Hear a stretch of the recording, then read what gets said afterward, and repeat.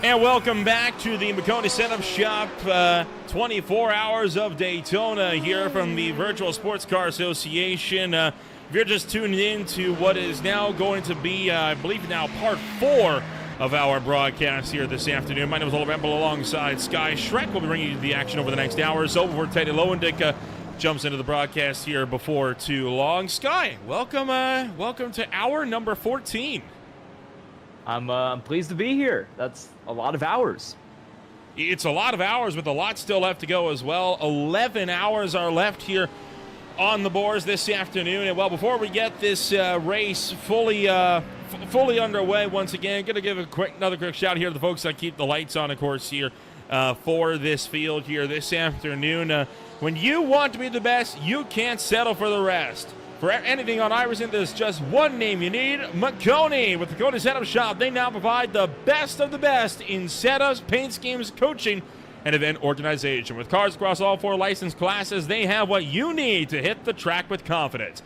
Grab a subscription starting at just $8 a month and save money while going fast at MaconiSetupShop.com/subscriptions.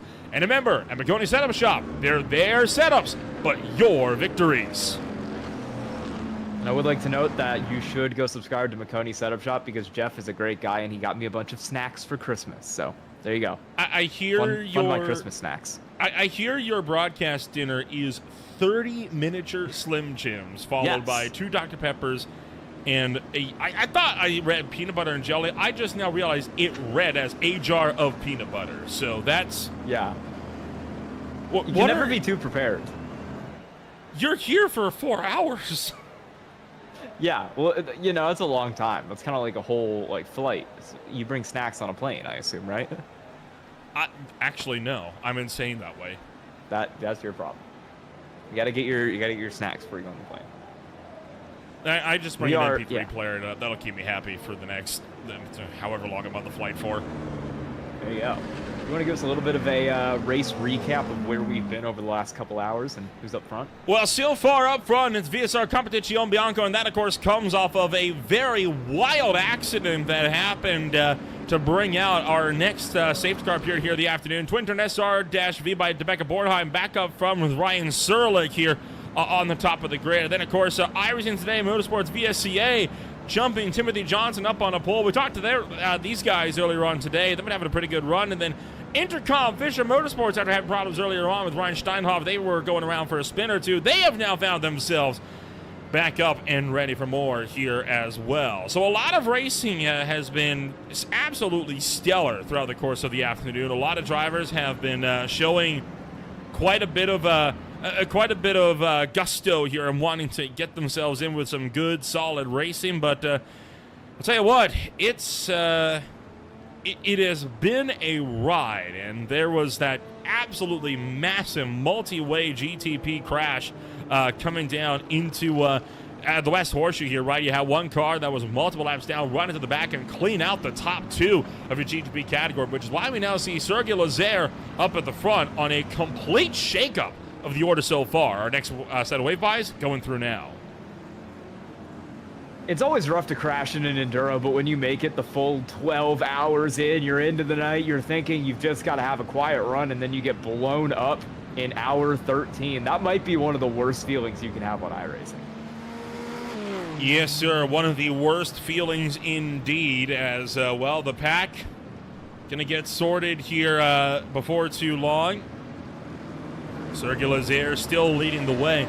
At this point in time, you know, you're under, I believe, what is now our 14th full course yellow of the day here, Sky. How do you as a driver reset that mentality? Because you're about to get into it after what has been one of our longer green flag runs of the race so far. And as we've seen, those restarts can be awful hectic.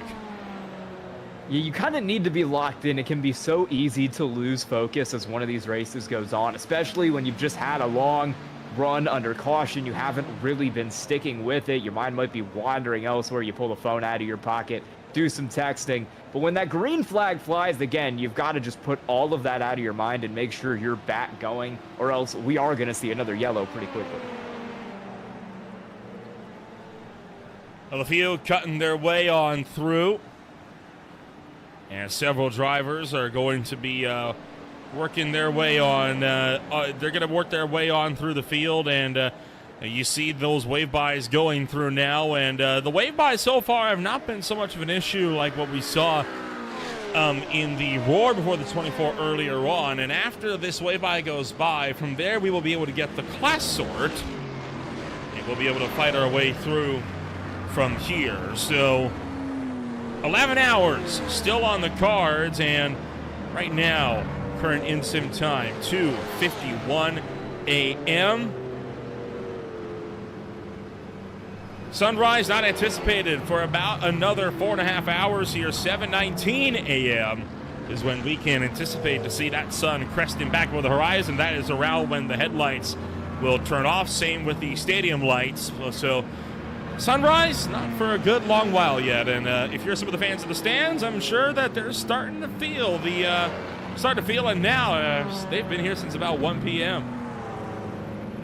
I was going to say, the one thing I was a little bit disappointed about is that we didn't really have a chance of rain here. This is going to be overwhelmingly a dry race. It was 90% humidity on that graphic you showed, but unfortunately, no rain in the forecast. I would have liked to see that.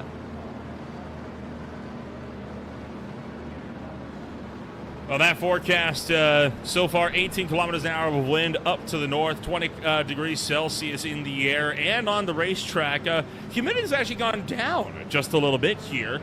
89%. It was up to 93 earlier on. No chance of rain, though. The biggest chance of rain was actually earlier on in this race. It only jumped up to about 8%, though. Since then, it's been relatively smooth sailing. This is anticipated to be a completely dry race. In case you are wanting that 20 degrees Celsius in freedom units, it is 68 degrees Fahrenheit currently on the track.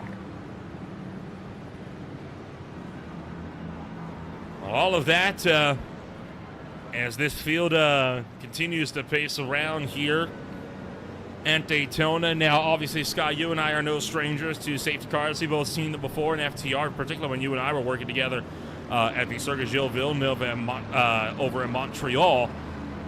Earlier on in 2025. Most of the classes looking like they have been sorted, so GT Pros lined up behind the GTMs, and the only GTP cars still at the tail end are those that are currently in the midst of the LMP2 traffic as well. Most of the GT field, believe it or not, still on the on different laps to one another here, and in fact, GT Pro, that field's sitting about 5 laps ahead of the GTMs right now overall, so no chance on there being some disparities in class divisions here. Yeah, we'll see how that all plays out when we go back green. I'm interested to see that there is only, currently looks like 4 cars on the lead lap up in that GTP class, because I'm assuming it's going to be a pretty tight race between those cars, and then maybe some of the ones further back, like that 51 World of Sim Racing car or the V1M 10 car, going to hope for some more yellows to try to make their 1 and 2 laps back. And every safety car period that you get those laps back, it allows for drivers to continue to fight it out deeper and deeper and deeper into this race, right? I mean, we've seen quite a few drivers like Red Light Competizione and the BMW M Team Delta Racing crews that have been trying to battle their way back. And in fact, BMW M Team, the guys that are running right now 21st on the grid here, these guys in one point, we're talking 25 laps down. Now they're only 15, and still with 11 hours to go, they're getting closer and closer to the lead lap here, and it's not over. Yeah, they can still very much get out here and potentially get some more laps back and definitely some more positions before this race is out. That's why I love the fact that these guys get the chance to get wave arounds here under these safety car periods, because it gives guys a huge reason to stay in the race, if not just for more points. Yeah, it closes everybody back up, and it makes sure that the remainder of the racing here, once we go back green after this safety car, is going to be more entertaining, because you've got a lot of cars still racing for something, still trying to find those positions. All of this with just under 11 hours now still on the cards. And the class sort still has not taken into effect. You still see a lot of the GT cars in the midst with some of this GTP traffic.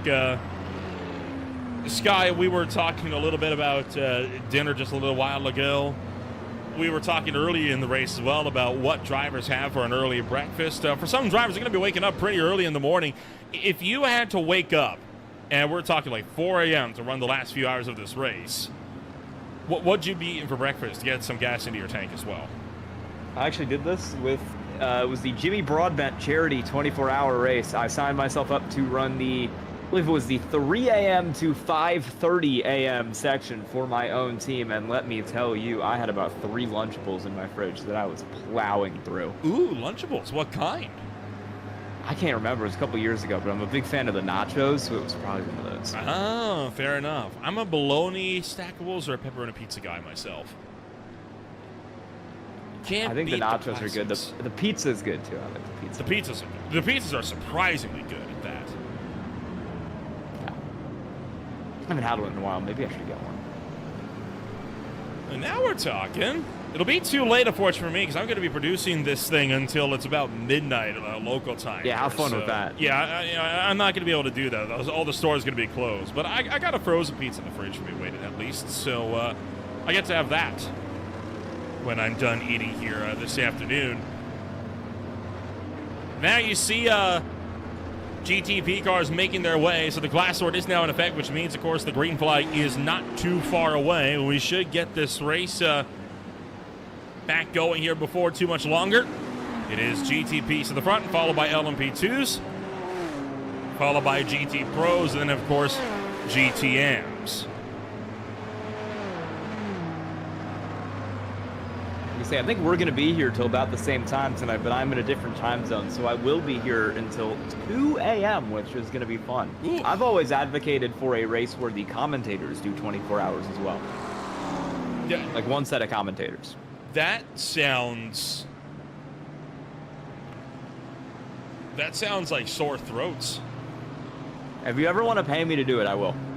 I'll put that out there. I don't know if I could afford to pay one commentator to do that. The overtime of that would be staggering. Oh, it will be. You know, it like multiplies every hour, and we're making like 600 an hour by the end. Oh, there you go. Like a lawyer. Oh, see, now you're thinking like a true businessman. Dalton Frederick 6334 wondered if there's a Discord that can be joined for the league. There is. You can find that through the VSA website. Bring yourself and a team, and who knows? Maybe we could see you on the grid in time for Long Beach.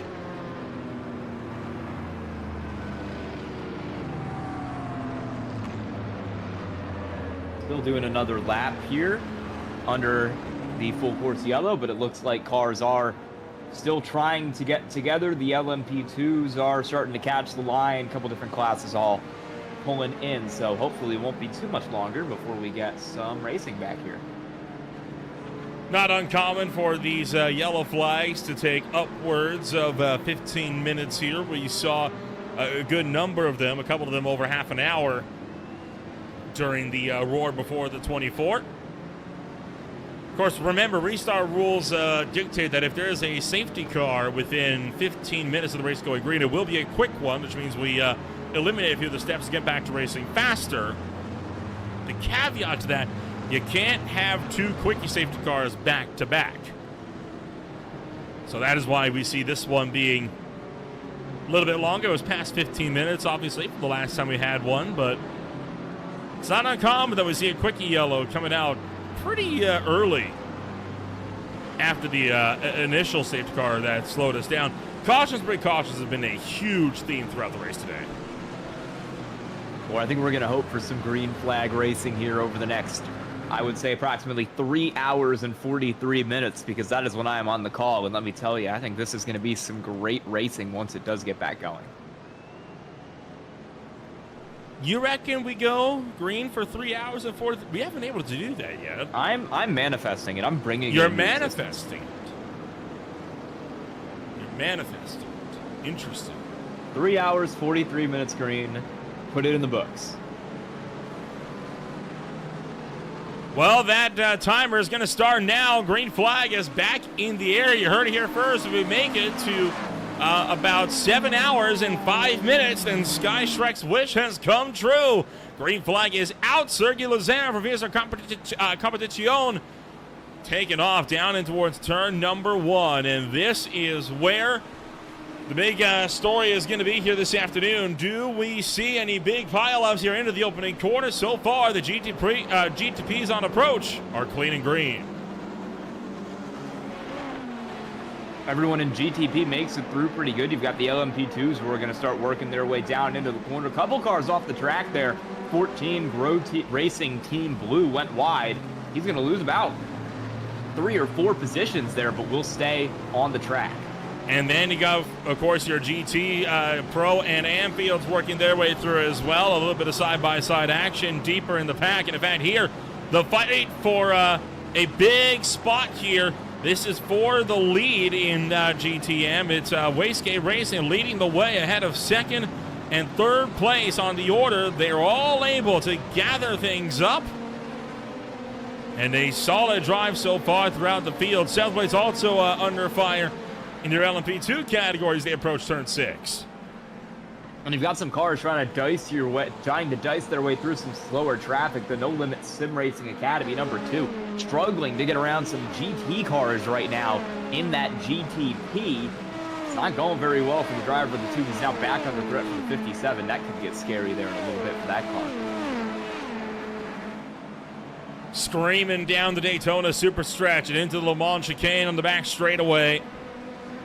This the ever tight moments here. Do we see anybody daring to go side by side? Haven't seen it too much yet. And so the field going to be able to gather things on up here for the time being. GTN's working their way through the chicane now. They're going to get through just fine, and no move made it to turn 1. Sergio Lazare continues to lead. 7 Car has done a really great job of managing this run so far and keeping himself out in front of that 12 as we're side by side. A little bit deeper back in the field there. Some cars going at it further back. And I'm trying to take a look at what number that is. There we go. It's the V1M number 11. That is currently 3rd in the LMP2 class. Side-by-side racing now going on behind him with that track limit sim racing Thunderbolt 420 in the RTR 87. Running 4th and 5th, the 87 being that pink car, the 420 being that black car right there. The 11's holding that battle out for now. 420 will take a little bit of a peek, but the 11 car shuts the door. Boy, that was quite an aggressive look to the inside there for a track limit sim racing Thunderbolt. And the number 420 able to pull that car underneath him. Meanwhile, V1M up the road, trying to make some moves happen further up the grid. And there is Pax Simsport and John Jevicki into pit road, and going to get a new driver into the car for them as they make their way back out onto the racetrack here before too long. Further down the field, GT Pro up for grabs as well. iRacing Today Motorsports VSCA and Blanco Motore, one of the dominant Aston Martins of the afternoon, trying to apply pressure to the back of Timothy Johnston. Wonder what happened with that kind of awkwardly timed pit stop there, because you just had a whole 15-20 minute long caution where you could have made that driver change. Now you got to do it under green, and you're going to lose quite a few laps. I would have to imagine at least one making that driver change. Cruising down now through turn numbers, through NASCAR 3 and 4, and making their way to the front straightaway. A look to the outside. Tyler Redden trying to make the move on Johnston. Johnston drops down to second. Can Redden hold it around the outside line though into turn 1? Answer, no, he cannot do it. And that is going to allow Johnston to retain the lead of the GT Pro category through turn 1. Great battle ongoing there with that 157 and the 183. 157 car holds that lead, but Tyler Redden for Blanco Motore is trying to get it back. We'll see what he can do. This isn't really a passing zone down here through this set of corners. I wonder if he might wait until the time they go back on the oval, try to make a move down through there. Tends to be the decision of choice for a lot of contenders throughout the grid. Now the fight's showing no signs of slowing down anytime soon. Tyler Redden continuing to power up to the back of Timothy Johnston in that 157. Will we see a look coming into the Le Mans chicane of the back straightaway, or will it be made into turn 1? Well, he'll have a couple chances here. I would imagine the chicane is probably the place where you would want to get it done because it's going to be a better braking zone than turn 1, but he's not close enough to pull it off that time, and the 183 is just going to have to maximize the exit here. Maximize not only that, but the draft that he gets down this straightaway as well, and see if he can use that to take a little bit of peek up into turn 1. Trouble for Henna Hakkinen going around on the back chute here. And you see that car getting a little bit tore up here as a result. This is Rusty Spatula's VSCA having issues. Some sparks flying off the back as this car found the wall, perhaps. Take a jump back and find out.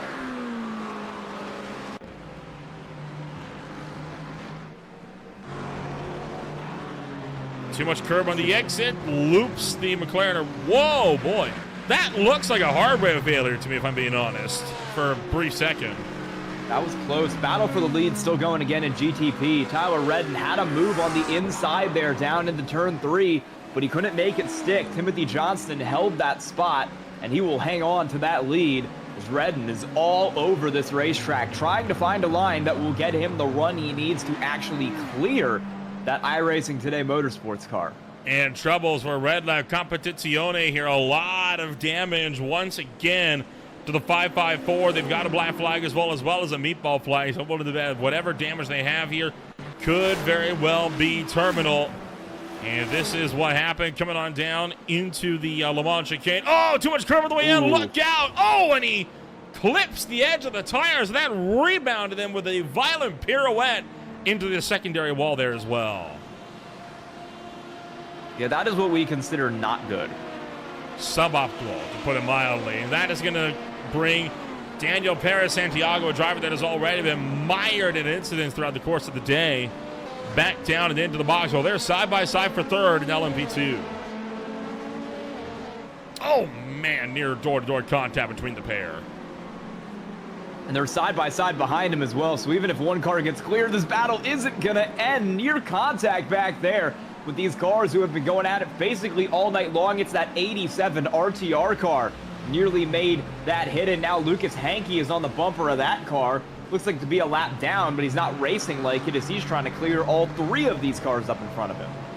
Blanco Motores Tyler Redden makes the pass for GT Pro for the class lead, while the battle for third in LMP2 remains a hotly contested one here this afternoon. So these drivers going to keep picking up the fight here.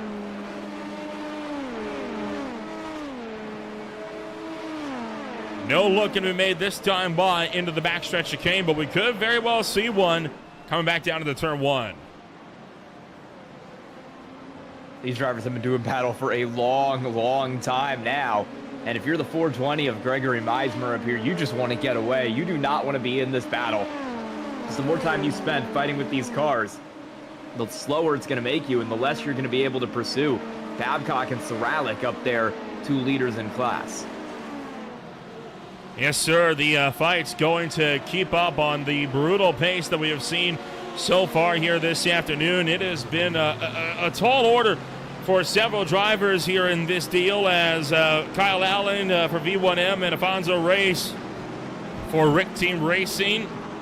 Well, they continue to show their mettle here, looking to make any which way, moves any which way they can. Fights on for the lead, by the way, in GTP, as you've got VSR Competizione Bianco's Sergio Lazer and Douglas Souza now looking to go nose to tail. 0.4 of a second separate them with a run down to the chicane.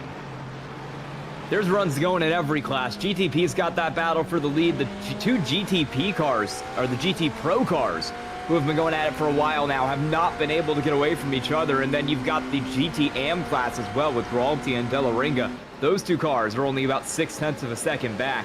Battles all up and down the field. This is the battle for third in GT AM. You've got Ryan Steinhoff just getting passed by Christopher Limprecht in the 515 Wolf Motorsport car. And Wolf Motorsports getting around Intercom Fishing Motorsports here as we battle to the International Horseshoe. And right now, the Foes attack, number 515, continuing to just barely cling on to that final podium position, making good use of the GT traffic around him. Just a little ways up the road, the fight for the lead as well between SRN, TFR Alliance, and Wastegate Racing. Looking like it could be brought to a head as well. Daniel Gralti and Luca Della Ringa tight. And they're in the midst of a lot of GT Pro traffic as well that's looking to break up the order. And Limprecht in the 515 is going to join that battle here pretty soon for that top 2 cars in class, trying to make it a 3-way battle for the lead of GTAM at the moment. No one's really been able to get away up here in any class. The biggest gap is GTP at 1.5 seconds, and even that was tight about a lap ago. And we're talking down to 0.4 of a second, and that gap only broke apart as a result of a lot of, well, traffic exactly like what we're seeing here getting into the mix. And there's going to have to be a look to the outside. So Fisher Motorsports, 2 of the GT Pro sister cars getting in the way here. And this is going to allow for a side-by-side battle for the GTM Class lead coming down the front straightaway. Twin Mercedes looking to duke it out. Gralti versus Della Ringo. Which one wins out? Look out for the GTP up high. Oh, bounces off the wall. And that's going to be tight. The GTP is forced to yield. And it's going to be a fight that is won out by Gralti just barely still in turn 1.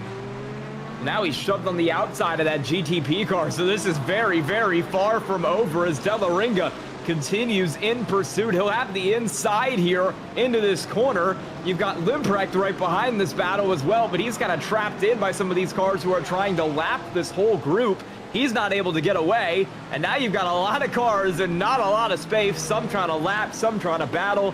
Everything's going down back here. Keep in mind, you've got yourself the battle for the overall lead that's in the mix here. A 3-way fight trying to battle their way through. As Circulus Air, Douglas Souza, and Kyle Burney all looking set to try and make some aggressive lunges. Kyle Burney, in fact, trying to take that one down the inside of BMW M Team Delta Racing. Not able to get the job done, though. And so the battles break apart again in GTP as they make their way back out onto the oval. But boy, a bit of a nerve-wracking moment for a hot second there in the GTP and the GTM race leads, but they're able to survive it. And Della Ringa lost quite a bit of time there to Daniel Gralti. He's really going to have to work to close that back up for the lead of that class. Looks like some cars maybe separating them as well now, so it's going to be a lot of work to do both for Della Ringa and for that 515 car to get their way back up there. Closest battle for the lead is still that one up in GTP Pro with Tyler Redden and Timothy Johnson. But those lead lap cars, or those leader cars of Lazare and Souza that we just saw go through the GT Am field, are going to be getting up to the front of that GT Pro pack before too long. Well, Motorsports under fire here. Here comes yet another GT car trying to go around the long way here. And that is, of course, one of the Pro McLarens that is trying to duck his way on through. It wants to say, hey, do you mind if I peek around you here? Meanwhile, the battle for third and for the lead here in GTP. This is on board with Wastegate Racing's Kyle Burney. First, about third car of the road to the first GTP. That is second place runner Douglas Souza. And the next GTP from there is your overall race leader. You can see them trying to make their way through a lot of these slower cars. If you're going to do it, the banking on the NASCAR oval is by far the best place to get around these cars, because if you end up stuck behind one of them going down into a chicane, the horseshoe, a really tight corner, passing them just gets infinitely more difficult. And I mean, you can see the speed advantage here as that 32 goes around the 5th place car in GT Pro. And Wastegate Racing able to take good advantage of a pocket there to get through some of this GTP traffic. A bit further in the field, you've got the third place run for LMV2 that is up for grabs as well. You're on board with Kyle Allen. Right now he is in the middle of Gregory Meisner and Alfonso Race. So as these drivers continue to fight their way on through, you can tell that a lot of these fights are just seconds away from absolutely exploding out here on the racetrack. All they need is a little bit of Clayton racetrack to really fight it out. Yeah, some of those cars like Della Ringa just got trapped back in that lap traffic and are now going to have to get everything back going and regain all that time that they had prior to those lap cars trying to blow their way through that pack. As Zolleringa is going to lose even more time back there in that 33 car, not having a great go of it after that initial battle for the lead, and it was because he got lapped by another GTP. By an LMP, excuse me. And Wastegate Racing's Luca Delaringa dropping to the tail end of this one. Meanwhile, Rusty Spatula's Racing's Hedda Hakkinen in a bit of a scrap here. This is just under 0.2 of a second between the two. This is Hedda Hakkinen and Jeremy Littleton. So Vulture Motorsports Pro fighting this one out with Rusty Spatula's Racing. This is the fight for 7th in class for GT Pro.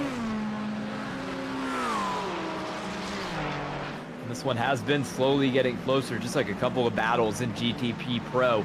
Seems like it's GT Pro, not GTP Pro. GTP Pro are the leaders. GT Pro has had a lot of really close battles so far right now. Those cars are all pretty similar on pace, and I think we've seen that so far over the course of this race. Also a couple good ones brewing in that LMP2 class. Gregory Meismer never quite clear of Kyle Allen.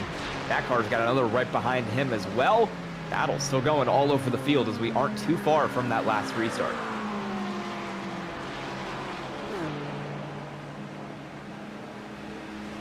Yeah, Rusty Spatula's looking strong in the 7th place run. And so far, still no dice from Vulture Motorsports Pro in trying to close the gap in. Can't say the same, though, for this fight here for 3rd in LMP2, which remains nose to tail. You got a 4th car, actually, in the mix here as well. Thiago Maduro Diaz, not the 4th car in line here, but a 4th car nonetheless in the fight. Getting set to try and make his appearance in the fight as well. So you're about to have 5 LMP2s, one of them being a lap car, all trapped in a line here. And look out for the 512 of Rescue Silva WMS. Remember, they're 2 laps down from these guys here. They're currently all racing for 3rd, 4th, and 5th. So you got to be very careful that they don't get involved in the fight too much. You can't have anything go too wrong here, especially this late into the race. You want to keep it clean, but a little bit of a dip into the grass there for that 87 car, trying to dig his way down on the inside. We'll see if it works on exit. Looks like he'll stay equal, but he might need a little bit of a better run there in that 87. He will ultimately lose out on that spot. He just doesn't have the run. That 11 car has done a great job of defending. Now he's got another GT3 up in front of him he's got to go around. What is it with LMP2s and being among one of the most aggressive prototype fields that we have on the iRacing servers, right? Because, I mean, this is something that we have been seeing time after time again in every single race. It's always the LMP2s that get all the fireworks mid-race. You never know. You see quite a few in that. GT Pro always seems to be pretty good. I don't know why I want to call them GTP Pro. They are GT Pro, but they've been pretty good this race. I think Derek may have planted something in your head there because he was having a hard time with this as well. In his words, right, you put acronyms on the both, and they're both GTP. I think that might be where some of the confusion is coming in. But for GT Pro, that fight for the lead going nowhere. Meanwhile, Bruno Carrera is actually been forced into pit road here, and that means that this fight for 3rd is about to be won out by Rick Team Racing for the time being, who's going to have to fight it out with Marco Pereira, as Bruno Carrera not going to be in this fight for much longer.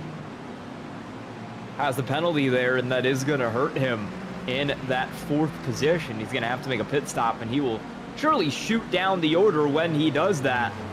So the 88 car continues to hunt. When that car of Carrera pits, he will get around, but he wants to do it on track, and he's trying to make that happen.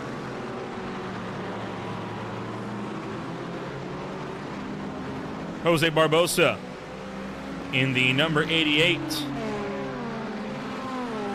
The driver that continues to lead the way, or what he will be leading the way, at least in this fight. There goes some of the LMP2 traffic and some GTP traffic as well, trying to fight their way on through. Oh boy, a bit of a late block for Barbosa. Another late block up to the outside. Marco Pereira trying to fill the mirrors and let him know, hey, I'm still here. I'm going to keep you honest until you make a mistake. But Barbosa continues to maintain that 88 car going in the right direction, at least for now. Blocked him high, blocked him low, did everything he could to take away that lane into the chicane and almost scare that car behind him out of making the move. These battles continue to rage for that World of Sim Racing team of Pereira. He's going to look to the outside here as they make their way across the start-finish line. 3 wide at the line there with a car lapping them. Will Pereira have what it takes? We've seen cars go wide here. It's always a threat at Daytona. He makes it through the corner, but he does not have the speed. Barbosa gets the spot back. Jose Barbosa continues to retain. It's so hard to go around the outside of turn 1. I mean, you're realistically never going to be able to fully complete a pass if you're initiating around the outside. What you got to hope for is that you can at least maintain the inside so you can then complete the pass when you get into the International Horseshoe at the end of the straight.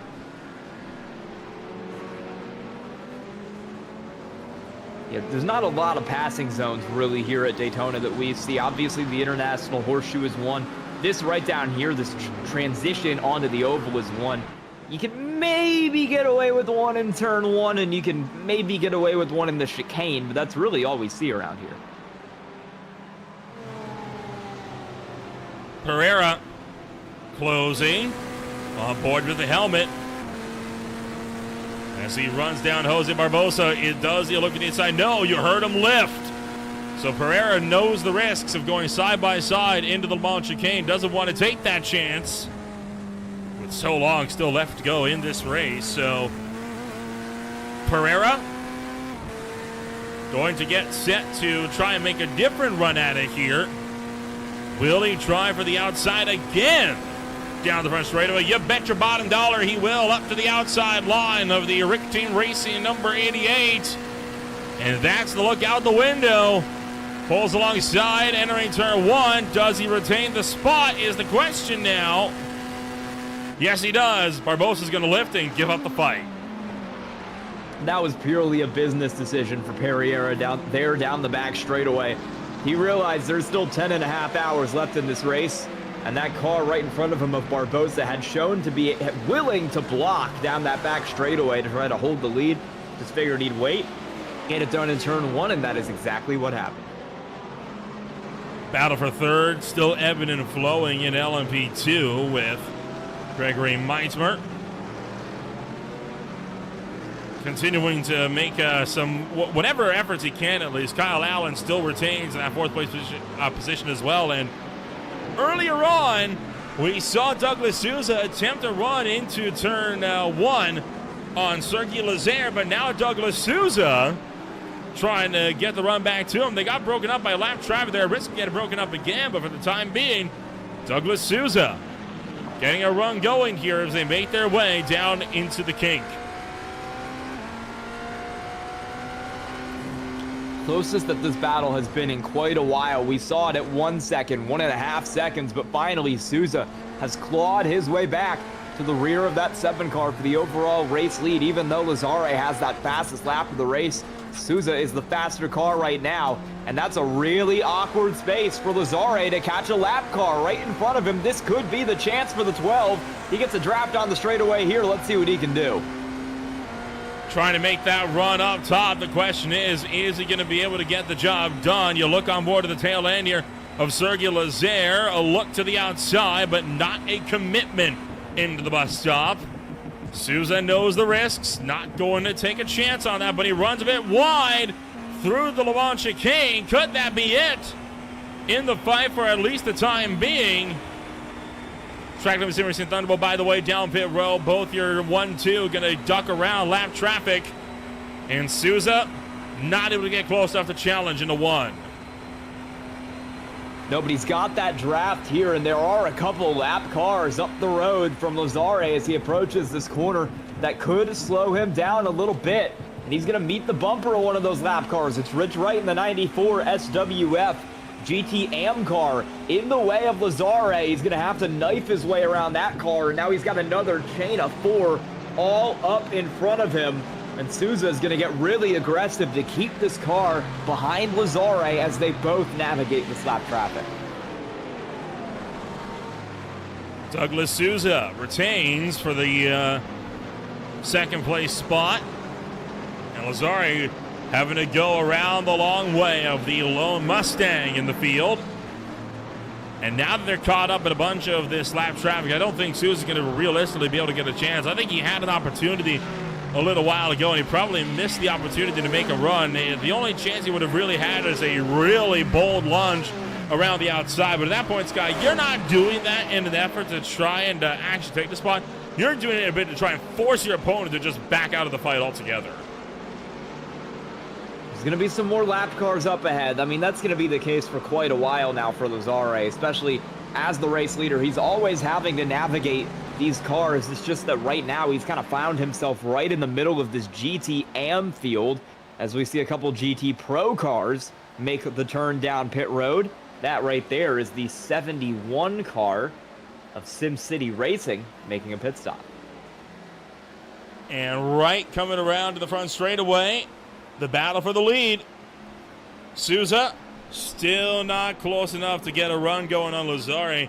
It's so hard to get a pass done in GTPs, especially though at a track like Daytona, right? Because you got to make sure that setup it's low enough that you can outrun your competition on the straights, but it's also got to be high downforce enough that you still have any kind of grip in a lot of the slower speed sections throughout the course of the infield, especially how bumpy the infield section of Daytona can be. Here's Souza once again, now looking on that outside line. I wonder if he's going to try to maximize his run out of the corner. Doesn't look like it'll happen. He'll tuck his way in behind that leader who is getting really aggressive to try to clear some of these lap cars before that tight turn back onto the oval. Lazzare now has one car in between them, and that is going to really give the advantage to the 7. Gap back over half a second.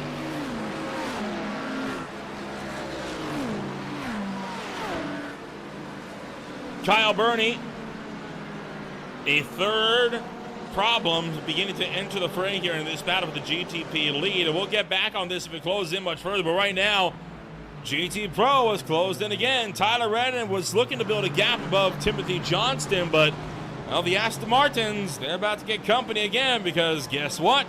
Johnston's back on the push. This GT class, both Pro and Am, have been going at it here since the green flag flew on this stint, and I don't think Johnson has ever been more than about 0.7 of a second away from Redden this entire run. Even though Redden got past him to take the lead, Johnston has not gone away, and he is biding his time waiting for this car to make a mistake so he can try and pounce.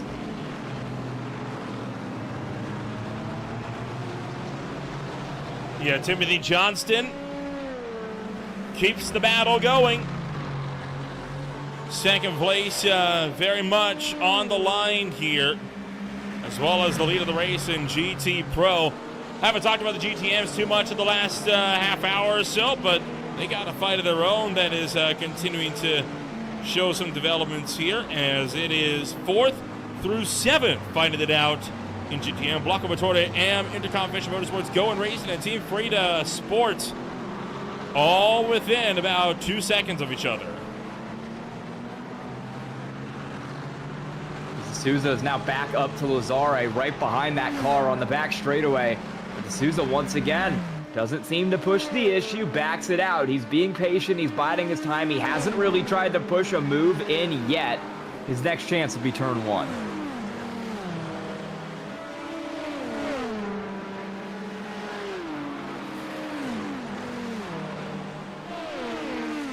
Down the main straight.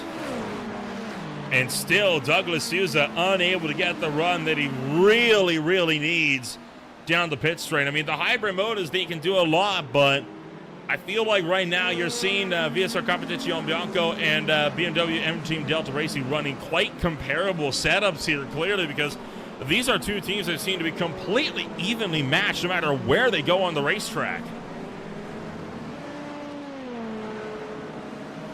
And these two cars have been around each other basically all night long here, especially over the last hour or so.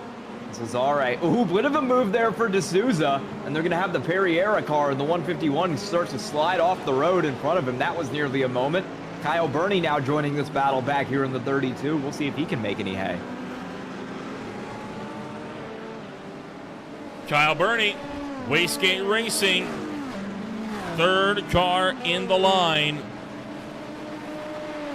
seeking to make a run of the top 2 here. Wastegate Racing, of course, started this race from pole position after winning the Roar in convincing fashion. They were able to punch out some multi-second gaps early on, but ever since they dropped back, it's been such a struggle for them to get back to the front. But now that Kyle Byrne to the car, the driver that started that car is back into it. We could very well be seeing a major resurgence incoming for the number 32. Certainly has a lot of speed right now and has only really gotten faster as this run has gone on. As we sit about 30 minutes from when we went back green on that last caution, Kyle Byrne finally has that 32 car dialed in where he wants it, although this is not going to be a fun corner because he's got a GT car under him. GT car underneath him is going to disrupt his run. He has to lift out. Timothy Johnston coming down to pit road this time by. He will give up the fight for the GT Pro class lead in favor of pit strategy for the time being. He is remaining in the car as well in this latest set of stops. Bruno Carrera, not Bruno Carrera, Adam Joseph Milhigh, you see him also in just up the road as well. And trouble for SRN Motorsports Orange, who appears to have gone around. That is Jason Hildreth. That's had a pretty significant moment. So we will get a replay on that here, and we'll see what happened to that 74 car in the GTM class. Back chicane, always a problem spot. Oh, man! Smokes the outside wall there.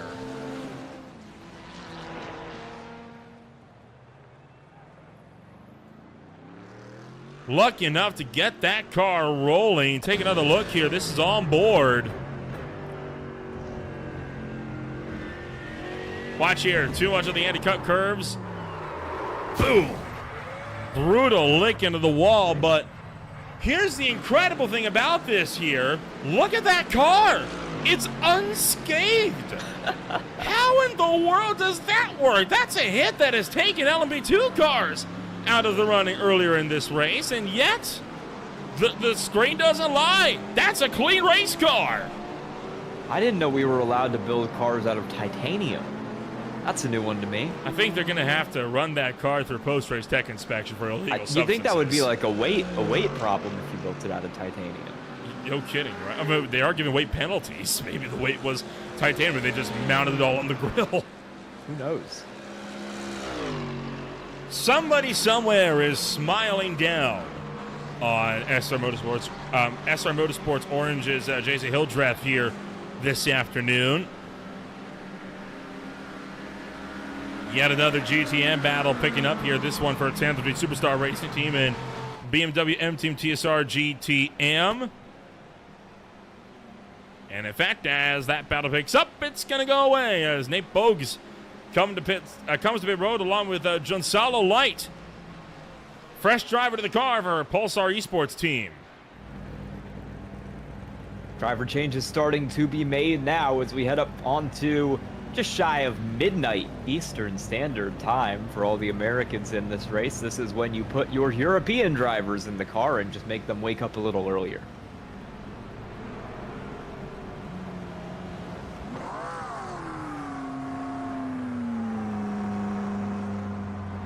The proportion of American drivers, I feel like, over the course of the 24-hour race slowly shifts away. You start out, a lot of American drivers in the field in the morning, and then as we head into these night hours, you go down the standings in Switzerland, Australia, Spain, Portugal, Brazil, the UK, Portugal, Antarctica. I don't think that one's real, unfortunately. Germany, Spain, Portugal. You really start to get a lot of those other drivers in the field, guys who haven't ran too many of the early stretches of this race.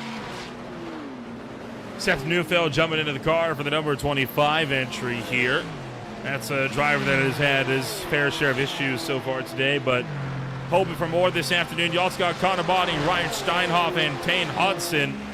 Team Freedom Sport, Intercom Fish Motorsports, and Goen Racing running for 5th, 6th, and 7th. All of this in GTM. And how about this? Tane Hudson to the inside of Ryan Steinhoff at turn 1, and he's got him. That is for P6 in the GTM class right now. That car passing Intercom Fisher in the 90, which feels like it's kind of slowly gone backwards over the course of this last run. Since we went back green, the 90 car has dropped from what was a very promising position and is now struggling through some of this lap traffic.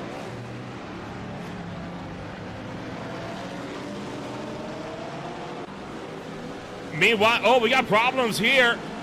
VSR Competizione Nero with Francesc Andres Diaz having significant problems. This is on the approach, I believe, to the Le Mans chicane. So this is going to be coming out of turn 6 here.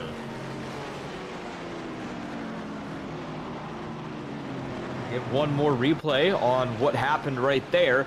Not a spot we've seen a lot of cars go around in this run, but a spot that is always very treacherous. And yeah, a little too much on the power there.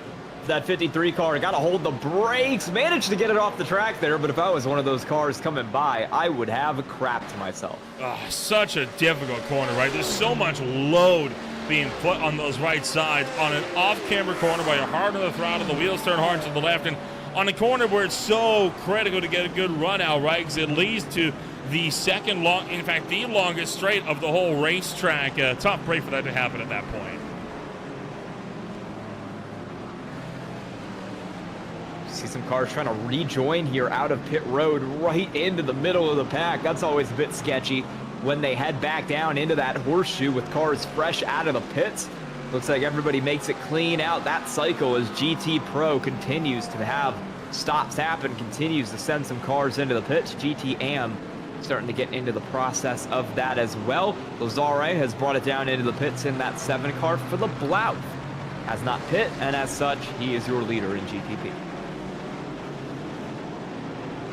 Yes, sir. Philippe Blouth continues to lead the way for the time being. Of course, this is a car that we are expecting due into pit road at any time.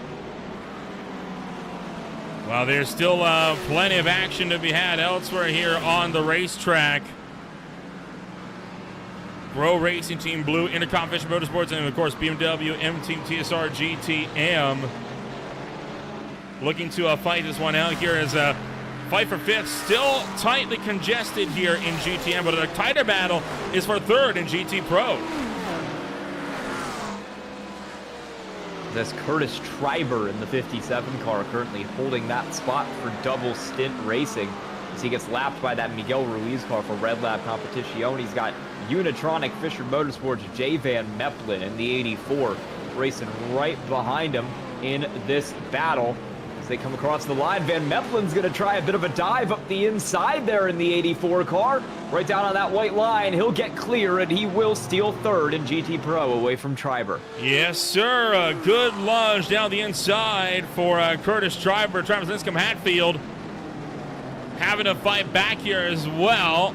As Treiber dropping even further down the field. Now Linscomb-Hatfield battles his way through into 4th, and just like that, Double Stint Racing dropping a couple of spots here early on. You've also got Matthew Luke and Alfonso Reyes for 3rd, scrapping it out as well.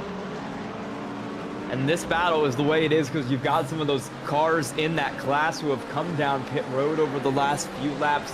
Blanco Mattore has made that move down pit road. Tyler Redden still behind the wheel, and Blanco Mattore almost had a moment right there. Lucas Lager for the No Limit Sim Racing Academy car spun right in front of that 183 car. Boy, again, a little bit dicey here, isn't it? As this race, just when you think it's over, there's always going to be something here. Taking a run here, this is the No Limit Sim Racing Academy, headed up by Lucas Lager, fresh out of pit road, locks up the rears on cold tires, and hello to the Aston Martin. So that is a car that has been dominant in the GT3 Pro class when not in the middle of the pit cycle, and that would have been horrific for that car. That was a very scary moment for everyone involved. You see it on board there. Matthew Luke and Alfonso Reyes getting set to go side by side here in the battle for 3rd in LMP2. So yet more action set to kick off.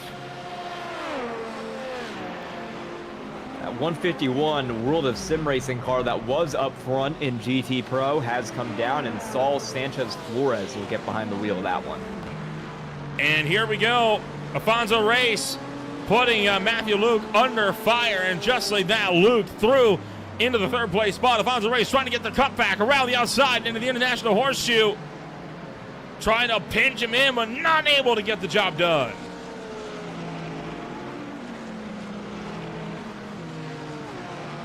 The LMP2 class continues the race. These cars have made their pit stops here pretty recently, so you won't have any real pit stop strategy being played over the next few laps. This is going to happen all on the racetrack.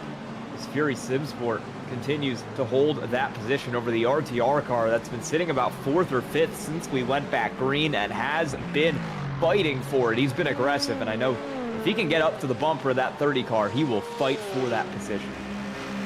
No doubt about it, but he's got to get there first.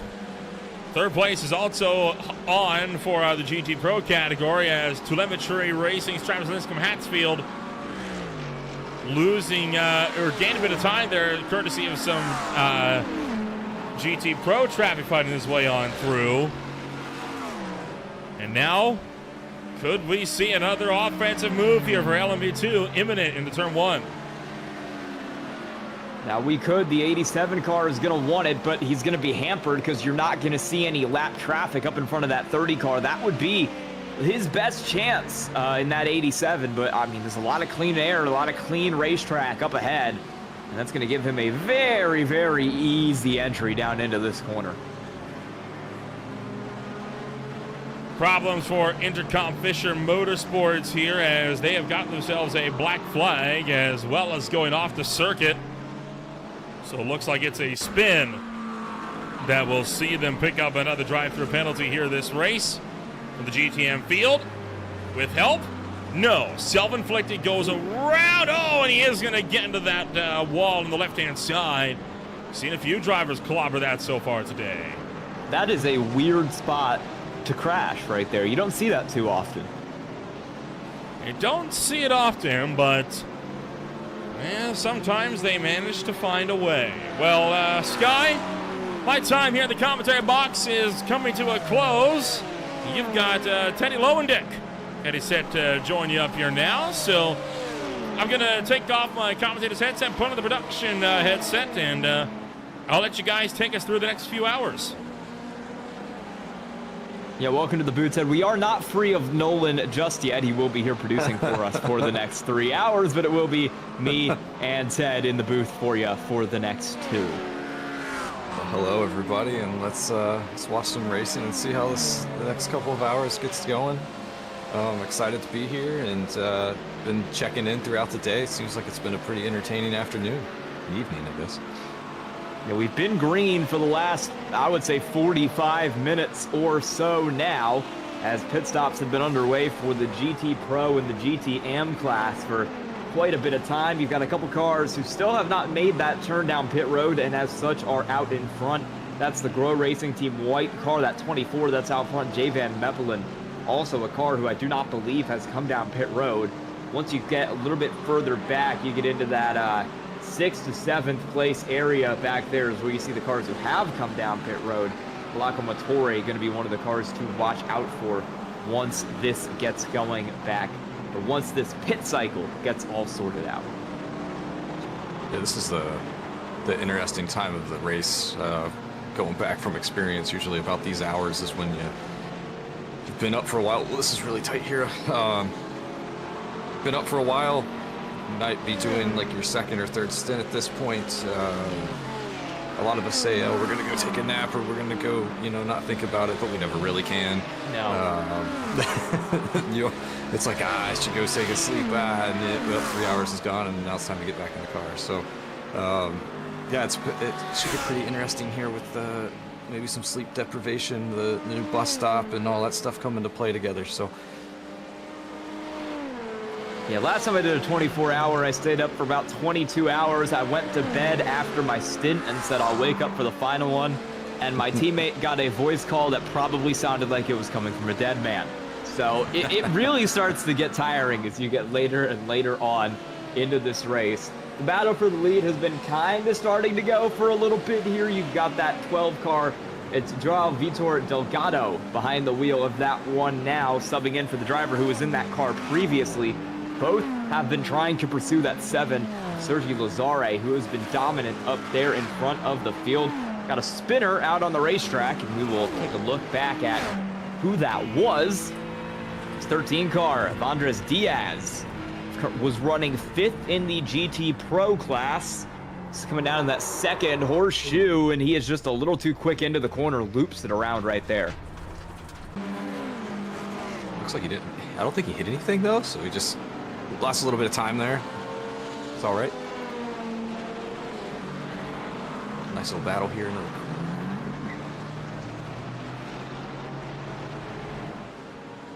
Is this the battle for 4th? Yep, 3rd. Battle for 3rd. That 87 car finally getting clear of the Fury Simsport number 30.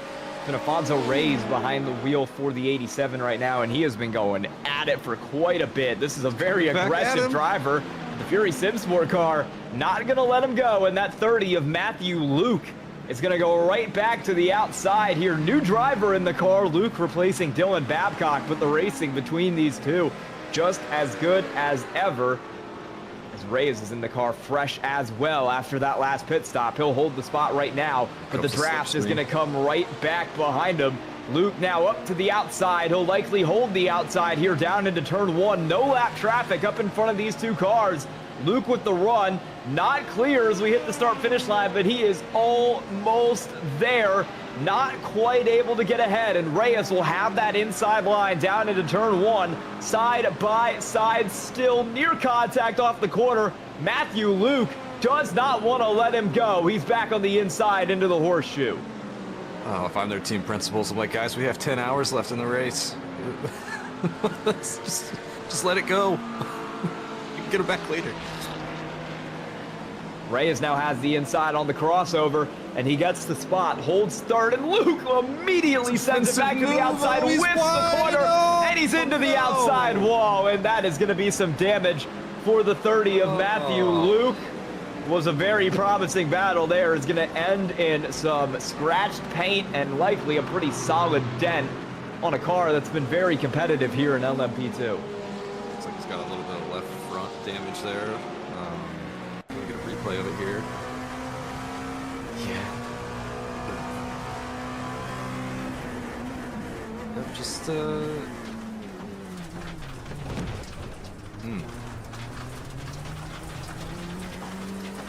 They just kind of sent it in a little bit too much there. He was really trying to push for that move on the outside line.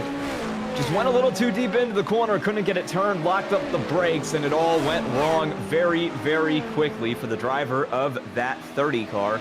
So still got some GT Pro cars that we see out on the racetrack. Nuno Vinagre, Travis Linscomb, Hatfield still up in front of that class. Drivers running a bit of a different pit strategy here, and still out on the track as you've got a couple of drivers who are going to maybe get back up there when that all cycles around. Blanco Matore, Tyler Redden currently sits 4th. That was the dominant GT Pro car when we got going back green. He will try to close this up as Nuno Vinagre has brought the car into the pits, and I believe Linscomb Hatfield has also brought the car into the pits, and Curtis Schreiber has also brought the car into the pits. So that is 3 pit stops in GT Pro there for all of your top 3 cars, and this is looking like it's going to cycle around to the 183 Blanco Matore car of Tyler Redden, who will go back to the front of GT Pro. He will be followed not too far behind by Sim City Racing. Carson Allen has gotten behind the wheel of that 71 car right now, replacing his teammate who was so good in that car earlier on his last stint. We will see if he's able to keep that gap close. So I just hopped in here. I think you guys mentioned something about LMP2 pit stops may have just finished before I jumped in. Okay, so I was sitting here thinking from that 30 car that just had that little bit of a kerfuffle into the Matthew Luke. Just wondering if they were close to a pit stop, maybe they might bring him in early to get that damage repaired so they wouldn't lose time on track. But Well, they did My bring him question was down. answered. Well, actually, Oh, they did. Okay. Well, no, they didn't. He just drove through pit road his last time down, so I'm not sure if he had a penalty. I'm not sure if he missed his box. Either way, Matthew Luke had a drive-through that last time around, and that will set him back quite a bit. Yeah, I think I saw he was in 6th last time it updated. So it went from battling for 4th, or battling for 3rd, down to 6th. Yeah, but plenty of time to get it back, though. He will have some time to get it back, and he will try to get that back here over the course of the next 10 hours, 0 minutes, and 22 seconds that we have still left of racing in this 24 hours of Daytona. It's been a very good one so far. We've been treated to some great racing here pretty much all throughout this one. And speaking of great, how about Maconi Setup Shop, who are our sponsor as we hit the 10-hour mark. When you want to be the best, you can't settle for the rest. For anything on iRacing, there's just one name you need: Maconi. With Maconi Setup Shop, they now provide the best of the best in setups, paint schemes, coaching, and event organization. With cars across all 4 license classes, they have what you need to hit the track with confidence. Grab a subscription starting at only $8 a month and save money while going fast at MaconiSetupShop.com/subscriptions. And remember, at Maconi Setup Shop, they're their setups, but your victories. And as I said earlier, Maconi, great dude. Give him your money.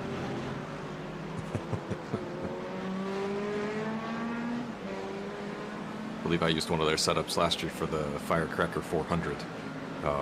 Can confirm it was a very good setup compared to what I had previous to that. So definitely was more competitive with them on board. So yes, definitely check them out if you have the opportunity.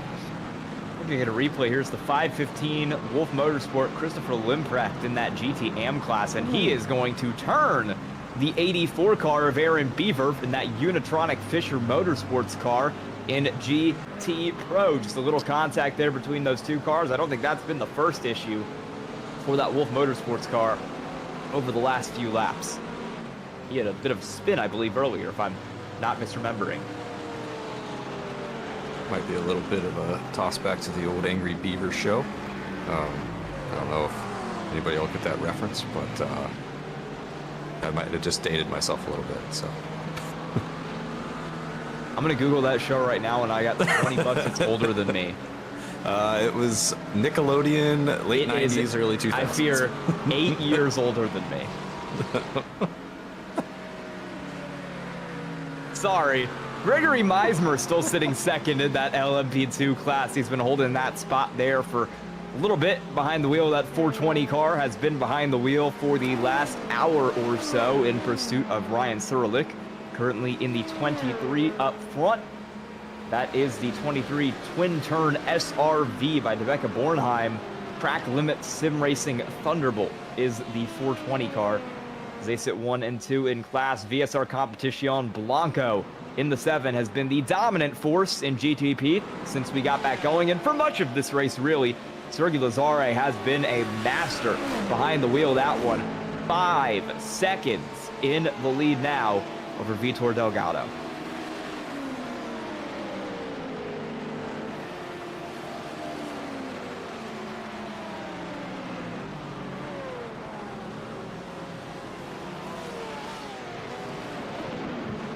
Gaps finally starting to kind of grow over the course of the field here from some of the ridiculously tight racing we had earlier, but there is a bit of a battle going on in the GT Am class. You've got Ryan Huff right there in the 75, 7/10 of a second ahead of Tamer Albaga right behind him. Both of these cars have been in the pits within the last 3 or 4 laps or so out in front of this field. And this is kind of the continuation of a battle that's been going in the GT Am class for a little bit of time now. It's the SRN TFR Alliance car up front. Daniel Gralti was in that car before Ryan Huff got in, and Gralti was very quick behind the wheel. Had that car up in the lead of that class too. Albaga getting behind the wheel of the Wastegate 33 car.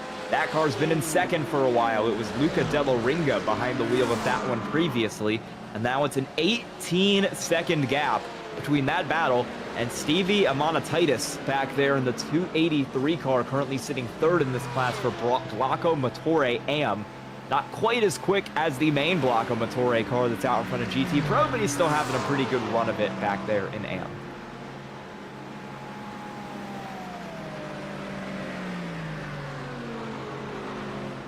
Looking down through the leaderboard, looks like the closest battle we have on track is between GT AM 1 and 2 right now. A little under a second there.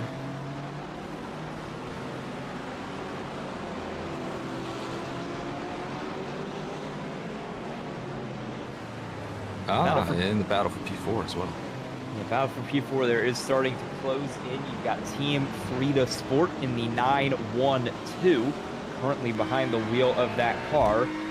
If I can pull the number up correctly, is Tane Hobson. And then you've got right in front of him that 19 car Gowan Racing car spotting behind the wheel as we've got some lap cars getting really aggressive. That's Danny Fonte in the 51 that you just saw pull that move around the outside. He's one lap down right behind your current race leader, Sergi Lazare, in that orange car. Yes, we do have a spinner in the back. That's Rich Wright, 94, was one lap down running in the GT AM class from those cars we were talking about.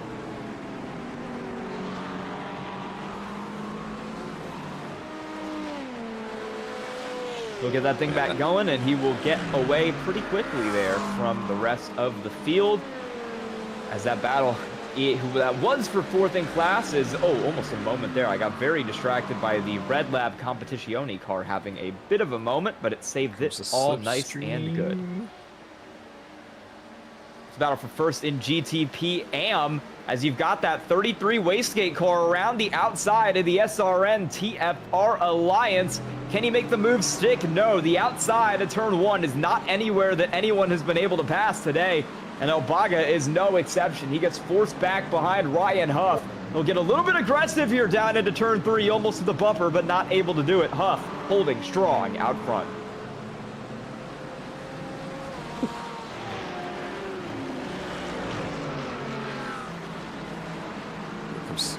Faster class up the inside. It's going to play a little bit of a mess. As a GT3 driver, you're screaming, please don't try. I'm just focusing on the guy in front of me, and then, and then look at the gap that's made between them. Oop, I got confused with the car ahead of him. My bad. It's still pretty close. Yeah, it's really a balancing act, especially when you're in one of these slower classes, because you know you have to fight for the lead of your class, but you can't really get too much in the way of the GTP cars, or else they're going to get mad at you, and you might get a little bit of headlight flashing in your rearview mirror. And unlike the freeway, you can't immediately brake check someone when you get flashed here, so you've got to be a little more patient with it. As Elbaga in the 33 might actually have the run here. He's certainly got a slipstream up behind Ryan Huff. He'll take a peek out to the outside here. These two cars have a lap car up in front of him. It's Vilela, who is actually a GTP car, I believe, as these two continue to do battle right here. Huff has the spot. Elbaga tried the high side, but wasn't actually able to get anything going with it. He's going to be forced around the outside here back into turn one. It did not work out for him last time. I don't think it's really going to work out for him this time either, and he will back out. 75 of Ryan Huff continues to hold the lead. Looks like we're going to go. I keep thinking back to the, I think it was a LMP2 that passed him on the outside through the kink the last lap. It's so unnerving when you're the slower car, because you're praying they don't mess it up, especially on exit, because you have to drift out. You don't want to put too much wheel into it. You might spin. I've been there numerous times. It's don't like it, but they made it through. Here comes another. Oh, he's flashing. Is he going to send it? No.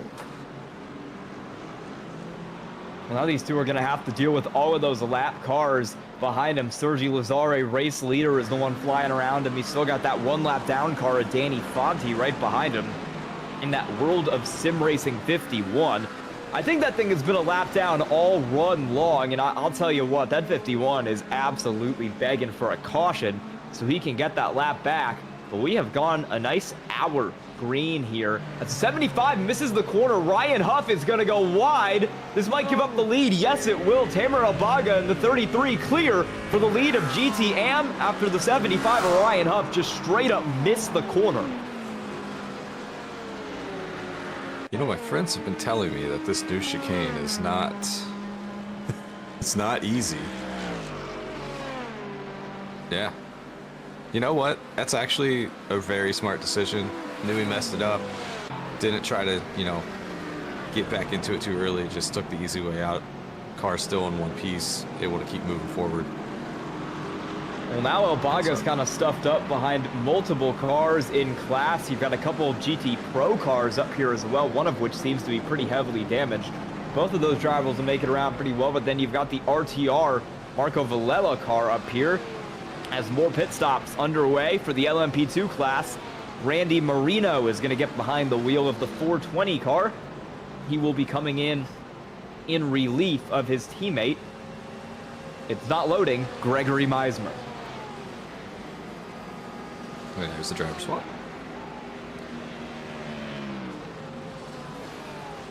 Ricardo now behind the wheel of the 99 Monarch Racing Team entry, as pit stops are in earnest now in LMP2. We'll see if we see more of these cars come down here over the next few laps. Many are still staying out. Many have begun to come down. It looks like about half of the field is still out on the racetrack.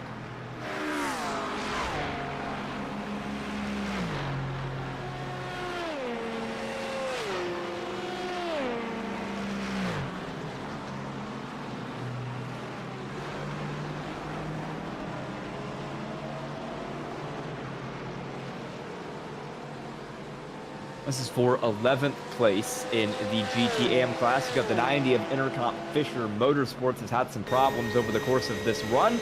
Right behind him is that 94 car SWF Motorsports. Also had some problems over the course of this run. That is Rich Wright in the 94. Right now, Jordan Strant sits in the 90 car at the moment, as these two continue to close in on each other. Rich Wright needs some good laps here to get back closer, and with a very bad corner exit by the 90 car of Jordan Strant, Wright is going to be able to get a little bit closer. You could say he's trying to right the ship, but... You could. Yep, you're with me for the next 2 hours. It's going to be full of puns. I'm trapped Just in here. strap in, I people. can't get out. They've got me locked in the cage to commentate this race. Nolan switches us over to almost death there. I don't know who that faster paced car was, but that was terrifying. That was certainly a close moment there between a couple cars. It's always really tight to lap here, especially when you're in those horseshoe areas, because the track is not very wide. I said it about an hour ago, but if there is a spot where you want to make a move, you want to have it done on this straightaway where you've got so much nice, easy space to lap cars. You can go all three lanes. It's beautiful. If you try to do it in the horseshoe, there is a lot bigger chance of disaster. 100% agree with you. And looks like we had a nice, easy entrance there. Nobody tried to send it late. Yeah, you can have your race ended very well. These guys are close again. Rich is he's made some time up here in the infield.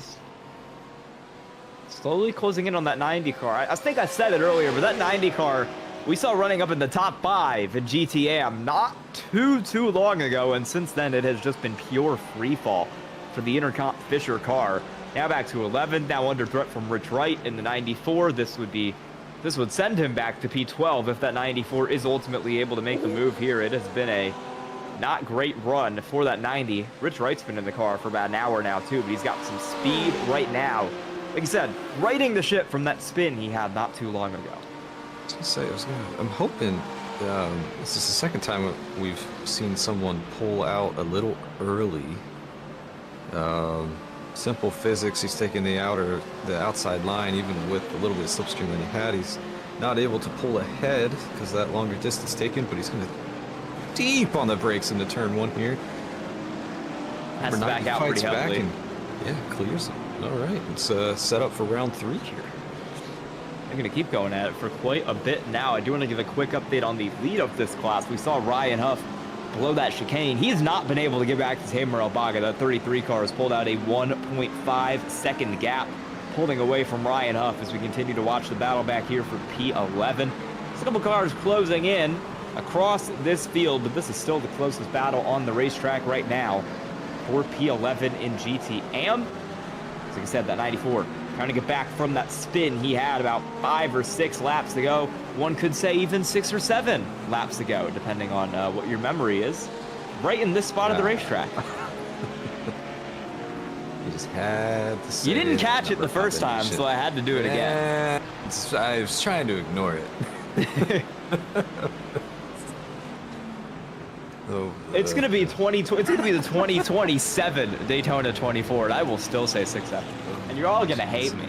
You'll grow. Isn't it like the 2025 word of the Webster's word of the year or something like? I don't know. It was up there. Yeah. I know. The kids love it. I can tell you that. Yeah, I was gonna say we did a field trip game here for my university's women's basketball team, and our coach told our players we were at 66 points, and our coach told our players to draw a foul on purpose so that they could shoot a free throw and hit 6-7. Oh man, Only that's in cringy. Here you go, second place in GTP class, starting to go at it. This is Joao Victor Delgado. Not doing quite as well as his teammate was in that car, and he has lost quite a bit of ground to Sergi Lazare, who has been absolutely perfect in the 7. He's fallen back into the trap of the 32 of Kyle Burney, who's been behind the wheel of that car since we went back green. It's the Wastegate Racing number 32. Wastegate currently out in the lead, or currently out in third of GTP. They are out in the lead of GTM, so a good race for those 2 Wastegate cars in the field. We'll try to make it second in GTP if Barney is able to get around Delgado here over the next few laps. A little bit of a premature flash. I don't know if you needed to be doing it that far back, but It just distracts him. Keep doing it. Jeez. Hey, cleared him easy. I mean, it wasn't necessary, but okay. Personally, yeah, if I was in one of these battles and I was the car behind, I'm putting my flash onto like a button, and I'm just hitting the button the entire race to try and distract the driver in front of me. Last year's 24, it was like 2 a.m. real world time, not sim time, and it was dark enough in the sim that we were driving around the corners, just hitting the button to keep ourselves awake. Having some good fun with the people around us, but no harm, no done there. It's pretty close still. Let's see if we can get a good run out of the chicane. They are. Going to take a peek to the outside here for some of these lap cars who are continuing to try and fly away. And the cars behind them, it's that 12 still in the pack.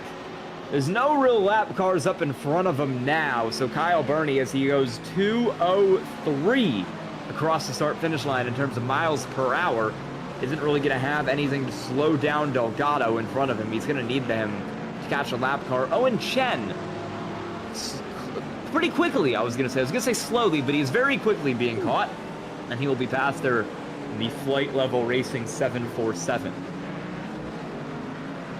Guys giving each other plenty of space. Love to see the respect out there.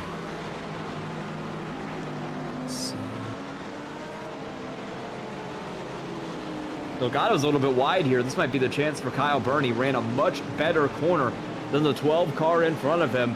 And Burney is now going to get a run as we head down into turn 7, back up on to the oval. 2 cars lapped side by side in front of him, so that's going to be pretty interesting here as we see more. This is LMP2 cars trying to work their way through lap traffic back here. You're watching that 10 car at the moment make some moves. Actually, it's the V1M 10 car that is up in the GTP class. He has just gotten past, actually, well, he's gotten passed by the Lion GP Bravo Snow car, but the Lion GP Bravo Snow car is also not on the same lap as him, so it doesn't really count as a pass. There you go.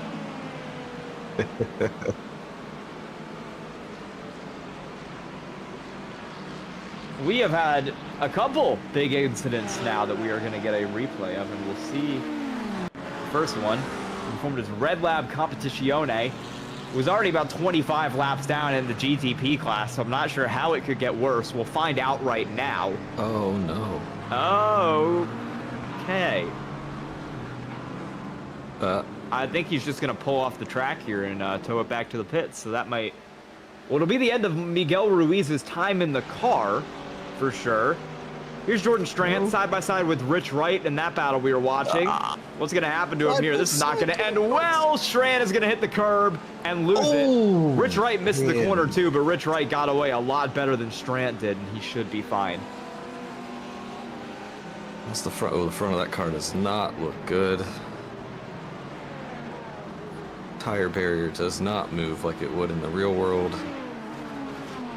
Red Lab Competizione has two other drivers in the session with Perez Santiago and Eduardo Silva, but neither of them have actually stepped in to go behind the wheel yet, as I assume that car is still in the process of being towed back to the pits. And Intercom Fisher is going to make a driver change. Rob Kiser is going to get behind the wheel.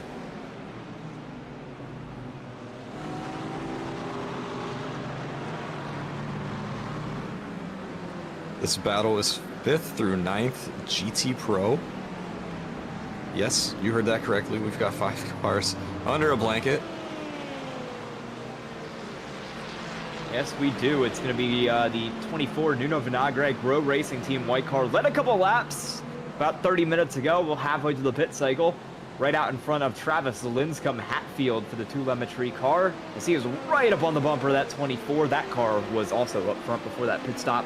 Marco Villela in the RTR 88. RTR been aggressive across their cars here today. Marco Villela will try to get it.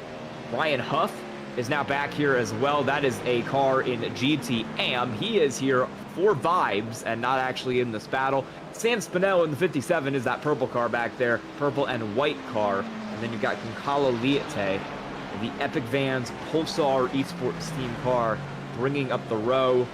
The 6-car tandem as Travis Linscomb Hatfield pulled out to the inside of Vinagre there, thought better of it, and dropped right back in line. Let's see if he makes a move down the street here. A bit of a draft train.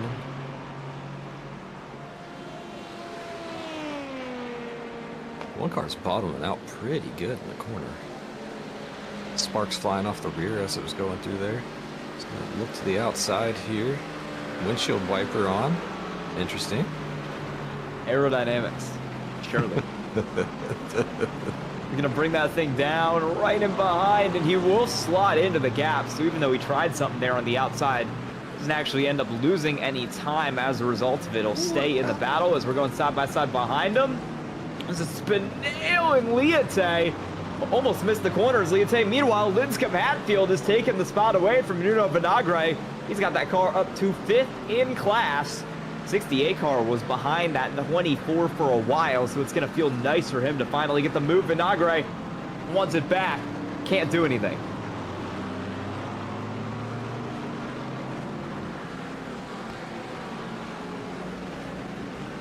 I would like to note, when I got into the booth, I told Nolan we were going to have 3 hours and 43 minutes exactly of green flag racing, and he called me crazy, and we are currently about 1 hour 17 minutes into that green flag racing. So I'm enjoying it. How about you, Ted? I am. You said how long? 3 hours and 3 hours 43 minutes, because that goes until the exact time I leave the booth. Well, you've got 2 hours and 30 minutes left in your estimate, so yeah, we've got some time left in that for it to go wrong, but we will hope that it will stay green. This battle continues to go back here as the top 2 cars have separated themselves. Linscomb Hatfield and Vinagre have kind of gotten away from the melee behind them as you got Villela, Ryan Huff. That's not even a battle for position because Huff is in a different class. You've got Spinello, you've got Goncalo Liete trying to get it up to the middle here. We'll see what he can do. Are we going to go 3 wide? Where it might go. Huff is going to back out. Huff doesn't want any part of this. Spinello is going to be the one up the inside on Goncalo. The Epic Vans car. Spinell's now got the outside down into the horseshoe, but he does have almost a car advantage there on Liete, who will fight him right back in the 73. Is he gonna get clear? No, he's gonna have the inside once again. We door slam out of 3. This is some racing right here. Oh no, don't go through here too wide. They're gonna, oh! All right, that's 2 hits. I don't know if you get 3. Now we've got the, is this the Alfonso Rios in the RTR car, that 87 that we've seen have some fun tonight. He's going to try to throw his way through as Spinell is going to try to challenge Villela up here. This is going to be for 7th in this GT Pro class. Oh, man.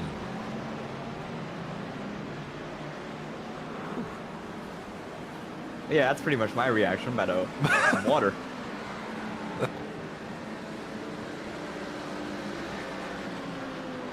The bump through the kink, I had envisions of someone having to go through the grass and meeting up on the other side, which is terrifying. Thankfully, it didn't resort in that, and see if the 73 can catch back up here. Man, I'll tell you what, I've been here for an hour 33. My throat is already scratchy. We have 2:27 to go. Chat, vote now on your phones. Is this a good sign? My money's on no, but leave that up to you. Sam Spinell in the 57, still behind Marco Villela in that 88 car.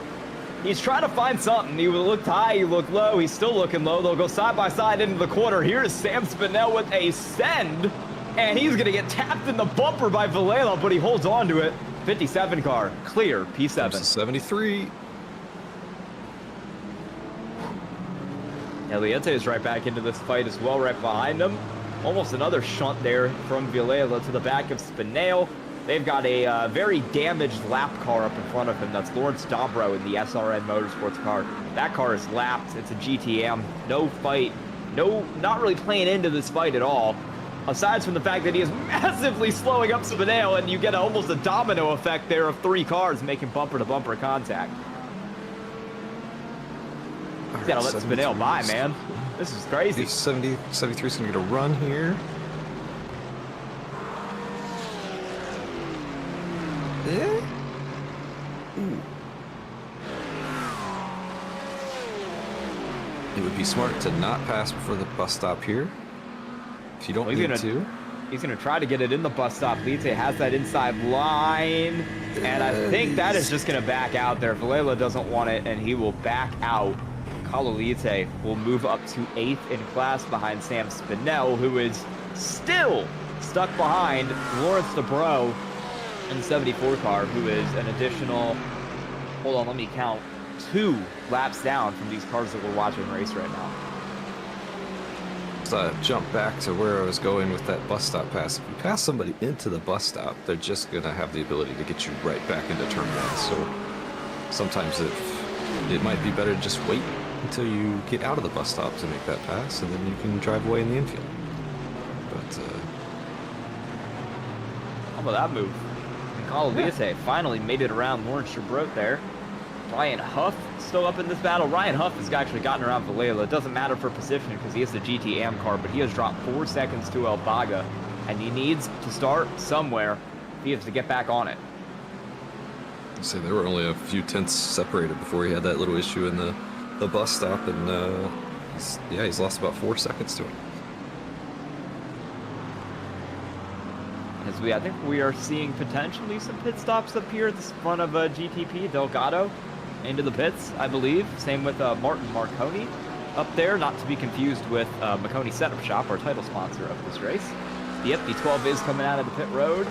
7 is also coming out of the pit road. Kyle Burney is already in the pits. It looks like the one car in this class that is yet to make the move down into that pit lane. Actually, we have a couple of them. I'm not sure if Danny Fonte in the World of Sim Racing car in that 5, or in the 5th position, has pit yet. Also don't think Pack Sim Sport has, although they are 3 laps down. Your leader, Philip Blouth, for Albrecht Motorsports, is the one of these drivers who has stayed out, who is actually in position up here, temporarily in the lead until he does have to pit. And Martin Marconi, freshly into the 7, replacing the driver who had done so well behind the wheel of that one. Sergi Lazare.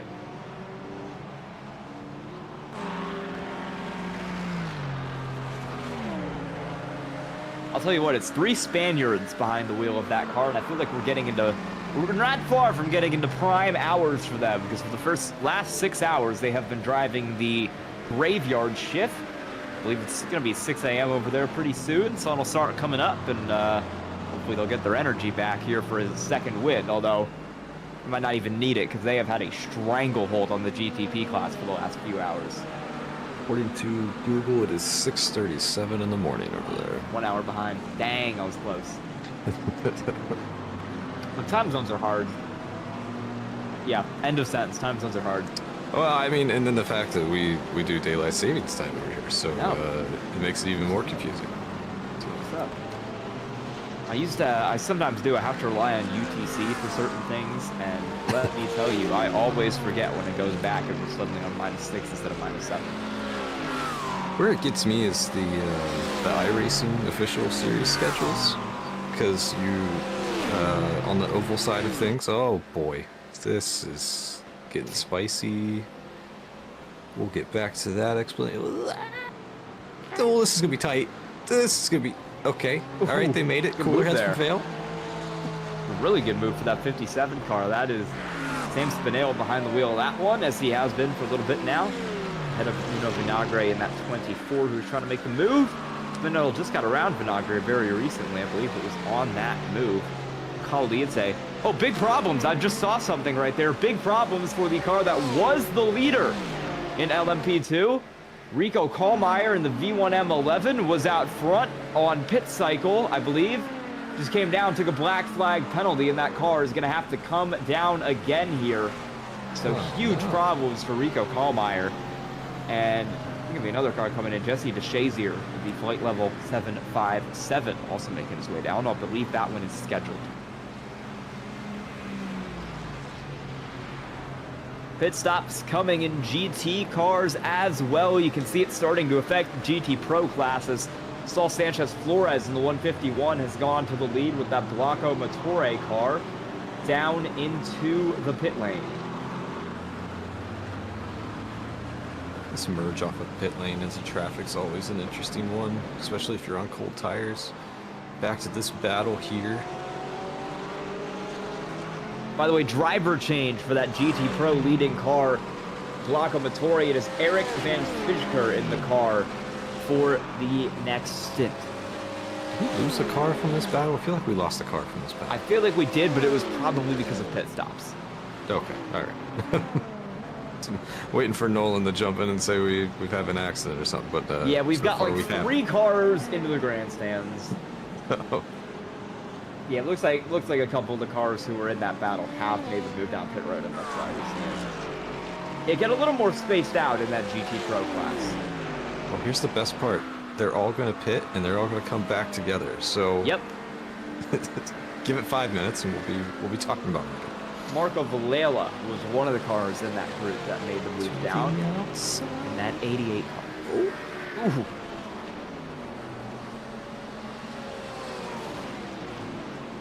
It's that 24 of Nuno Vinagre still. I feel like he's been racing with someone basically all night long.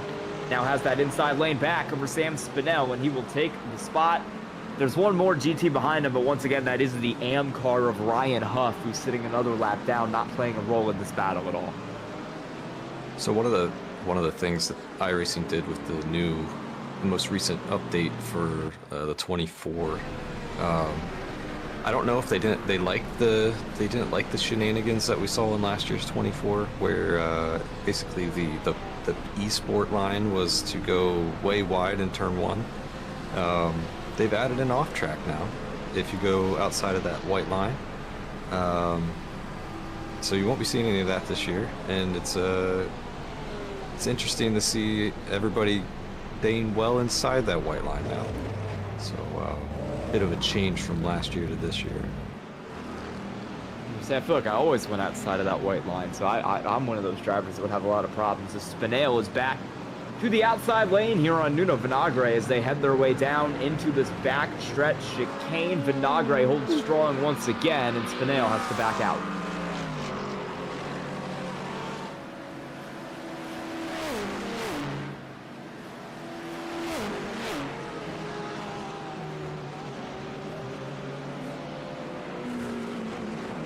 Is this Martin Maconi, Kyle Burney? Is this what we're seeing for the GTP lead right now? Is this on track for position? Looks like it is.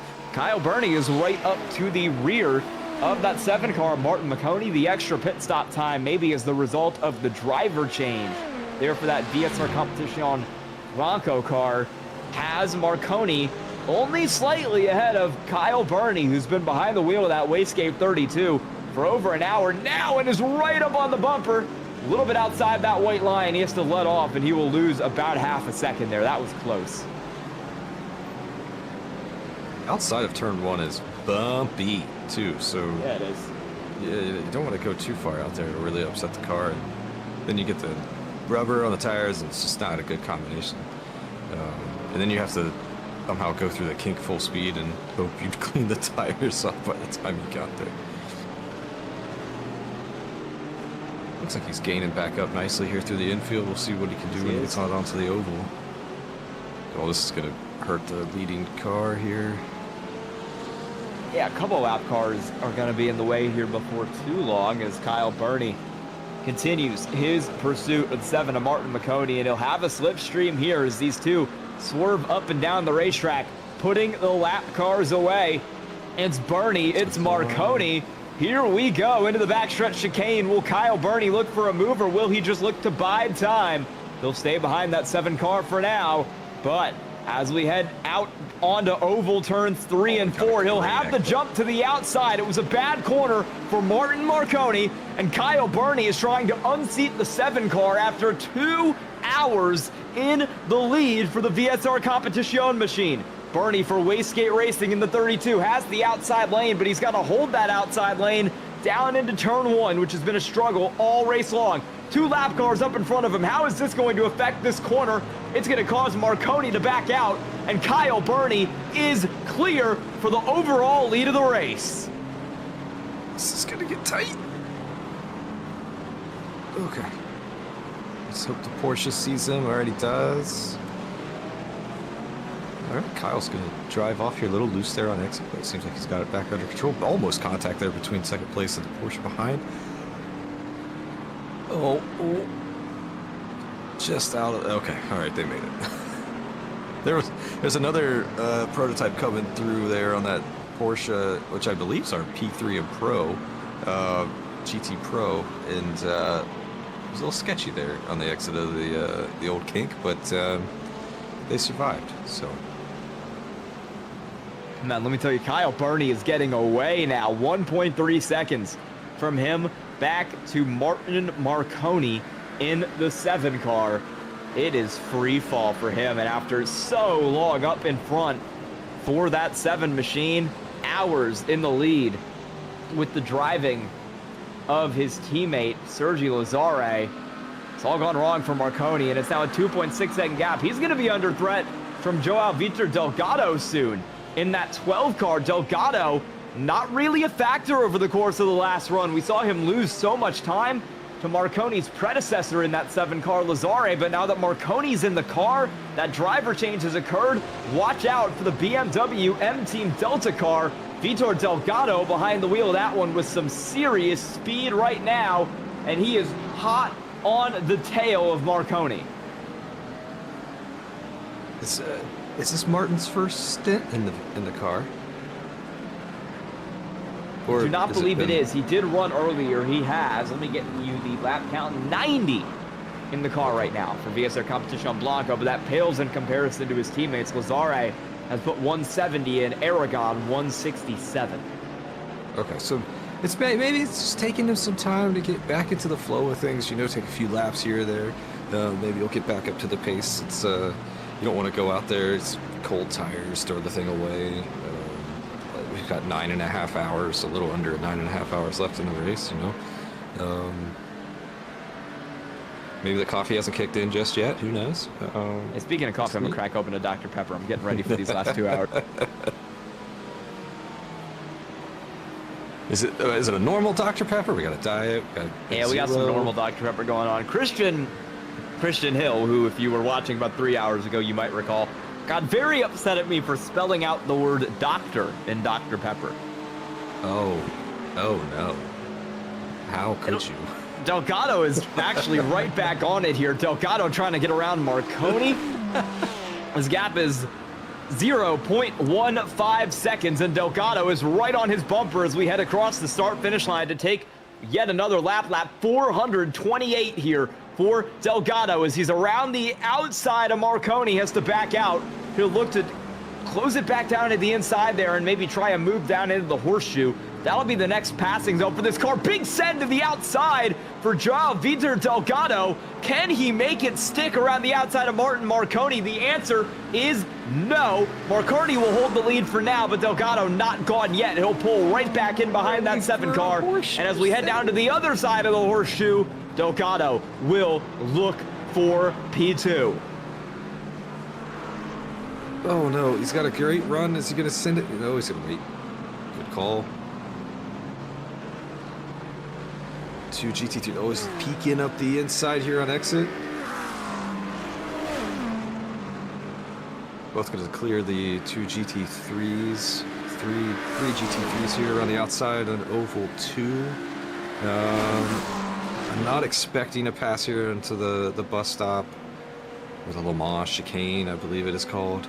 But we'll see what we can do down to the start-finish line here. See if they both get pretty good exits. It looks like it's pretty normal, no real advantage to either car.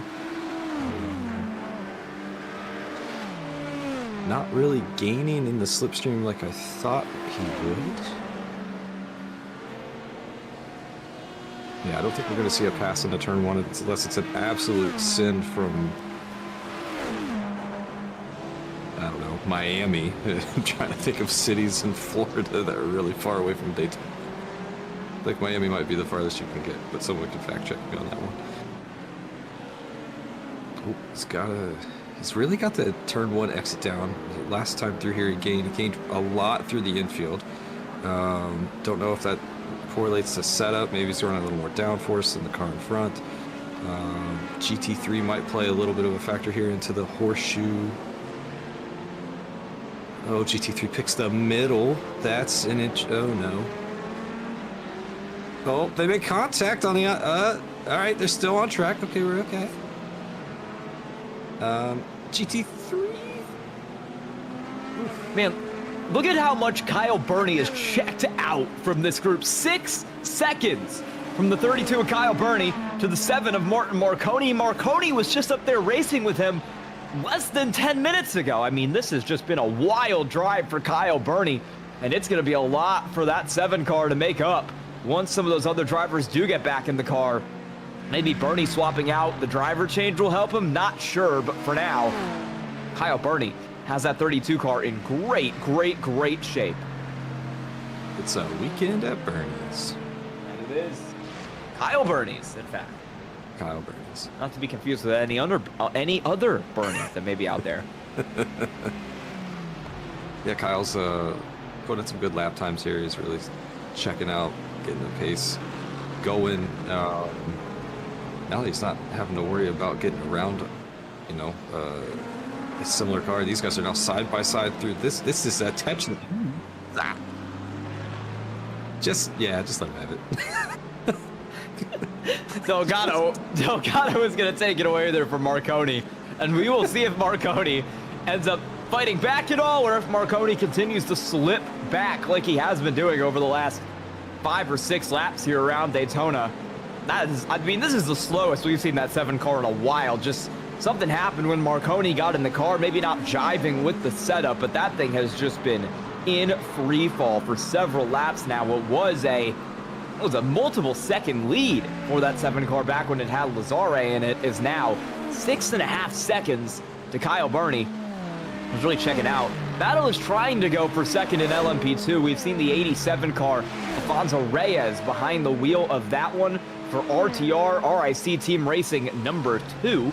He has slowly but surely been reeling in that 23 car, twin-turn SRV, currently driven by Lucas Moncla.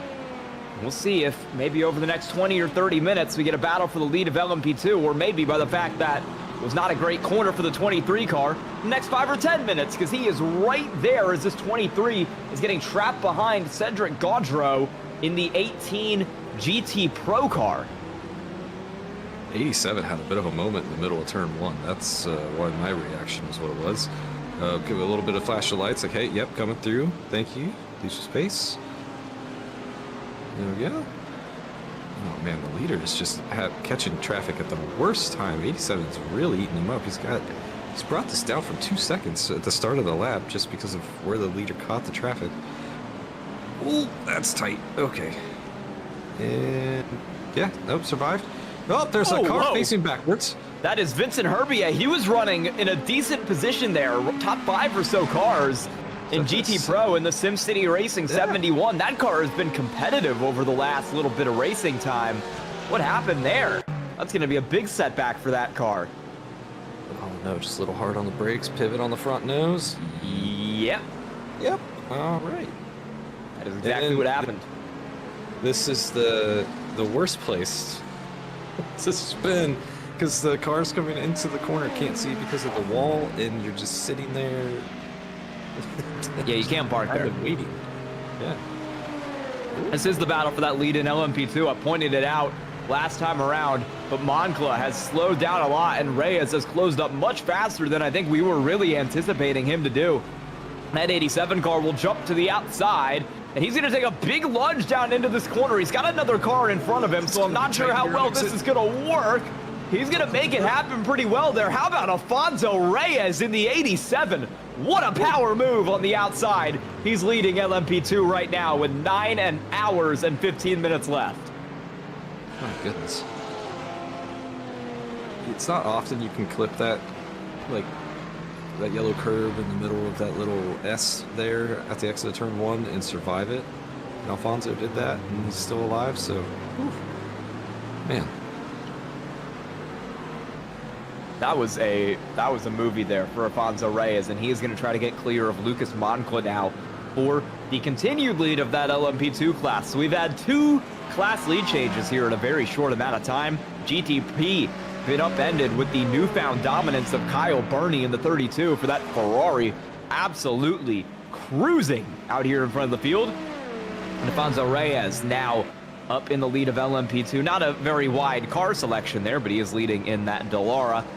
Still a pretty big gap back here in GT AM and GTP Pro. Is Elbarga in the pits for the lead of the GT AM class? Looks like he might be from how close Huff is gaining. Yes, Elbarga, leader of GT AM, into the pits. So Ryan Huff will take over on pit strategy there. Alonso is doing the Carlton and dancing away. I don't know if anybody's going to get that reference too. So. Oh, Ryan Huff also came in the pits, so it is that 283 car Blocco Motore AM of Stevie Manatitis out in front now of that GT3 AM class on pit strategy. GT Pro currently under the command of Travis Linscomb Hatfield. There are a couple different pit stop strategies going down right now in GT3. So it is Linscomb Hatfield, Nuno Vinagre, and Aaron Beaver, who are currently the top 3 in that class. None of those drivers have pit. Most recent, or furthest up driver who has pit is currently the 57 of Sam Spinell behind the wheel for Double Stint Racing. And then it is Eric Van Spijker in that Blocco Motore car, who is the next car. He currently sits 5th in that GT Pro class. Blocco Motore has been the class of the field, but I think somewhere in the last pit cycle they did get upended. And Sam Spinell is out in front right now in that 57 when this all cycles around.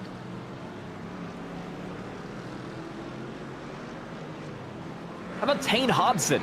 912 car right now in that GT3 AM class, Team Frida Sport. I believe he has ran the most laps of any driver on the racetrack. Yes, he has been in command for 233 of his team's 402 laps over the course of today, with his teammate Logan Giesbrecht running 113. Diego Rodriguez, 57. Only driver anywhere close is currently behind the wheel of the 512 Rescue Skill LMP2. Luke Zanke, which ran 232. It's a pretty big gap back to your current LMP2 leader, Alfonso Reyes, who has ran just shy of 200. He's got 198 behind the wheel of that car.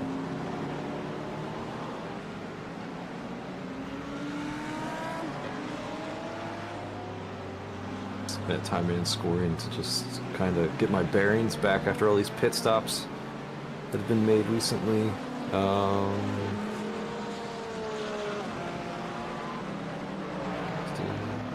We've got some close battles trying to go all throughout the field right now. I'd say a lot of cars are kind of dealing with this pit cycle, and that's the main sort of drama going down right now as we see who's going to come out, who's going to come out ahead, who's going to come out behind as we do have this pit cycle ongoing.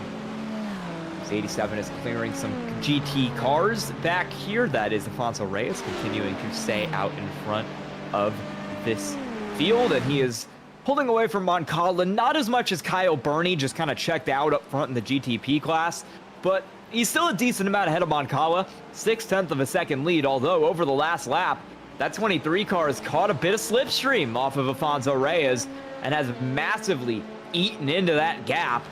23 car might be back for round 2 here before too long. As you can see, he's really got the draft here. Reyes has a bit of a draft too, but it's off some slower cars. Yes, the GT3 is up in front of him.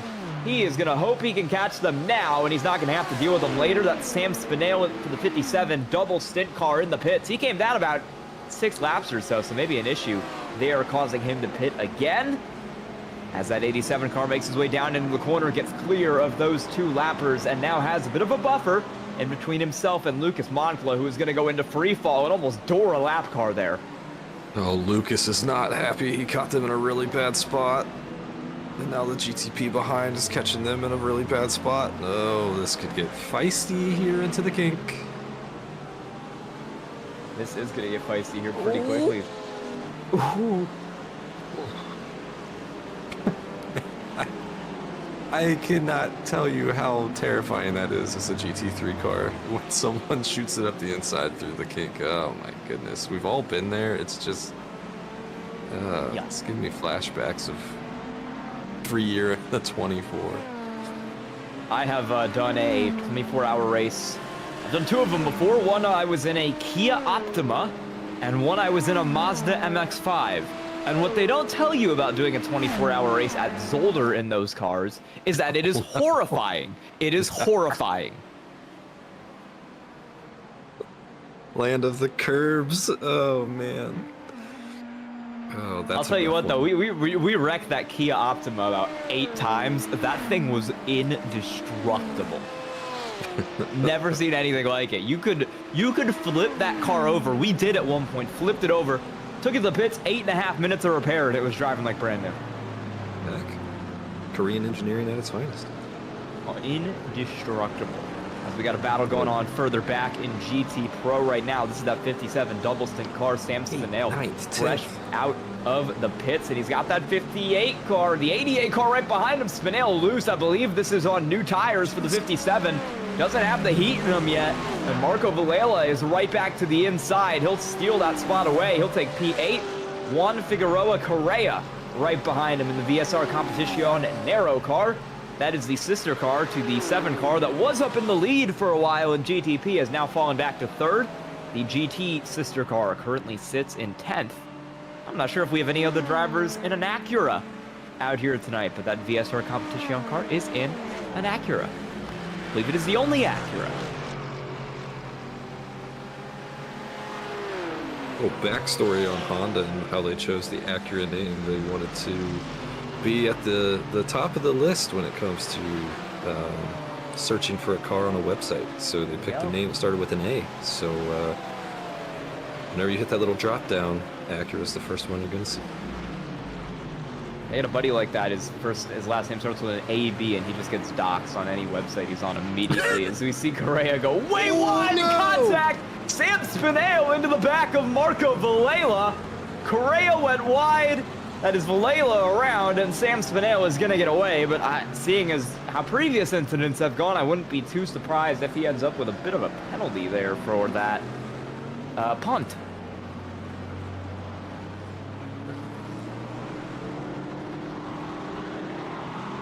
Gotta be careful. We've seen a couple punts in the GT3 class over the course of this night. I think we've seen more punts in that class than we saw in the Bears game earlier today.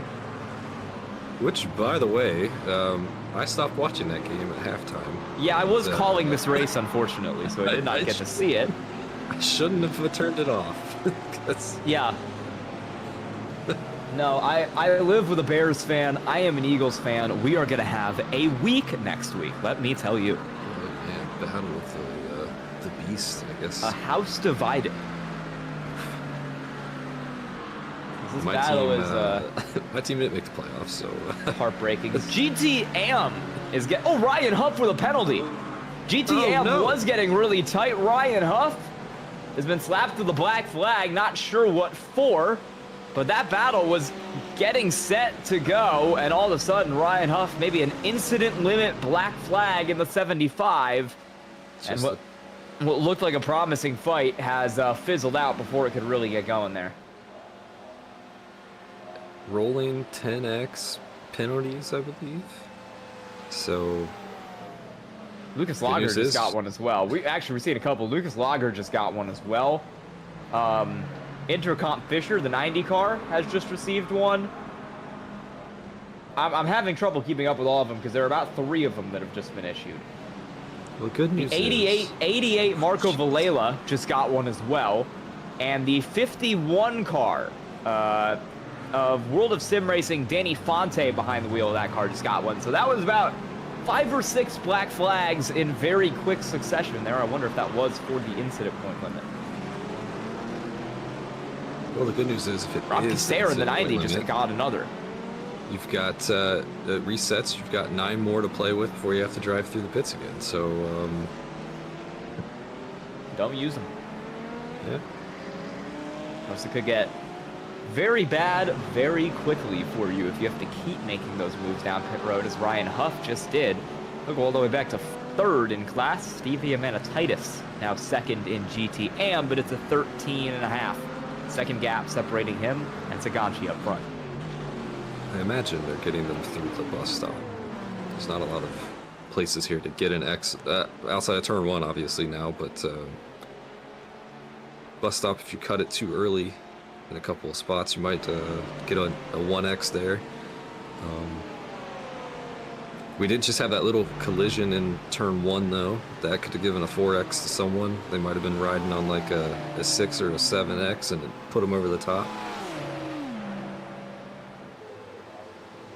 These guys are tight. It's always scary when you've got that, when you're side by side like that, and then you've also got the lap car trying to get around you. Man, it's just not a great feeling. As you see, this is the 84 car right here. That is Unitronic Fisher Motorsports. Aaron Beaver behind the wheel. That was for position right there, with Correa currently behind the wheel of the VSR Competition Nero car.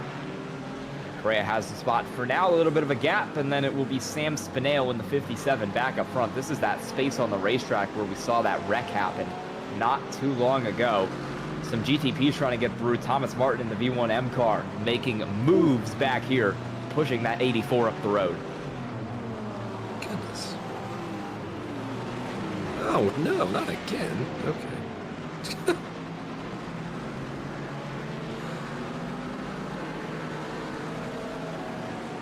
That GTP is a bit aggressive for my liking, but he got the job done, didn't kill anybody in the way, so it's all right. We're approaching 9 hours left to go in this race. It'll be me and Teddy with you for the next hour as well once again. And it will once again be Nolan Rempel. We are not free of him yet in the production booth. I need to check in. His dog tried to destroy something when I first jumped on here. I think everything's okay. Seems to be fine. What he hasn't told us is he's been out of the house for the last hour asleep, and he's just put it on auto.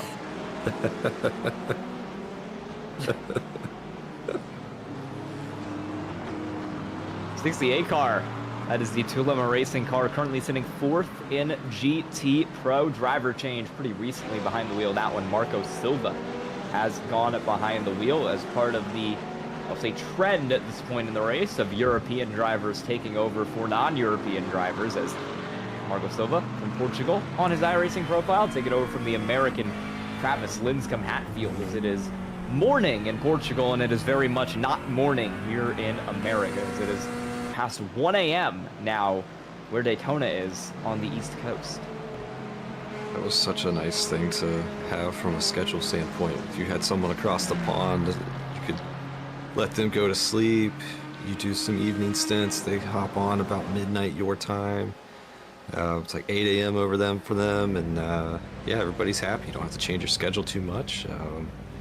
Works out for them. I mentioned this about an hour ago, but since I mentioned it an hour ago, it has only become more of a trend of a large amount of European country flags popping up on the timing tower here for the taking over from some of the American drivers in the field over the last little bit.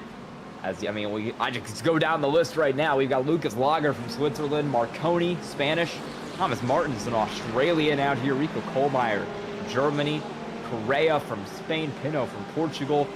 Canada doesn't count, I fear. Rafael Lippi from Brazil. That is Gabriel Presta from Brazil. You've got a couple Portuguese drivers in the field right now. Nuno Magalhães is from Portugal. Marco Silva, Sam Spinell out of Belgium. Reyes Oganzi out of Turkey. And you got them all over the field here. Valela, Roberto Arthur from Portugal. If you're on the western part of Canada, it's only a decent time. Yeah, it's only what, 11 p.m. out there? English driver out here in the field. Unfortunately, it's like the bulk of the GTM field is meatball flag for the from the 747. Thank you, chat, for informing us of that. Problems, that is the Flight Level Racing 747 with some pretty serious rear end damage on that car. And we're gonna have to take a look back that at wheel is what happened there. Angled. We're gonna try to find it. We'll see if we can find it here on a replay for you. We'll find out if we have it here very shortly.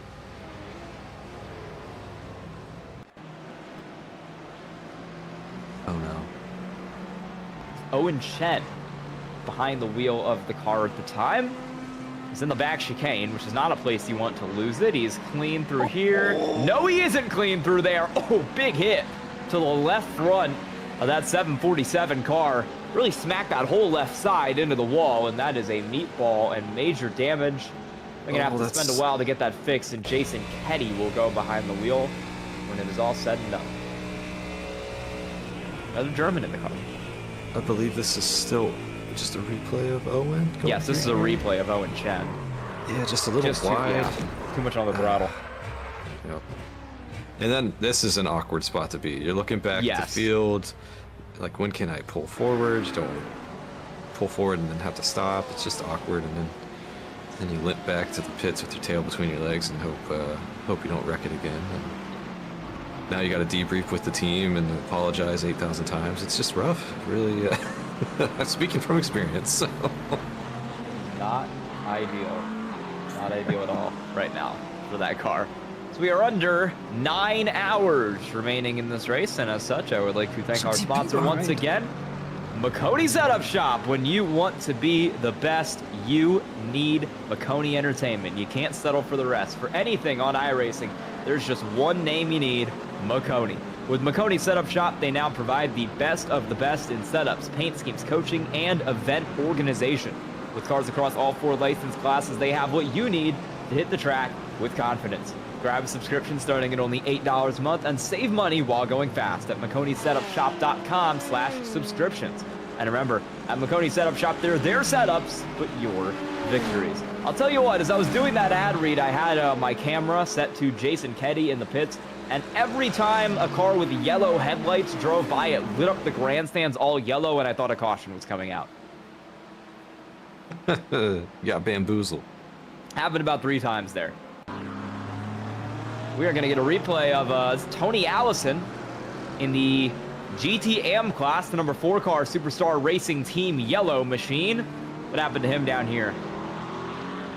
This is coming out of turn 3, and he's just going to loop it into the grass. If you're going to have a crash, that is the kind of crash you want to have, because that car sustained no damage, and it's going to get away pretty cleanly.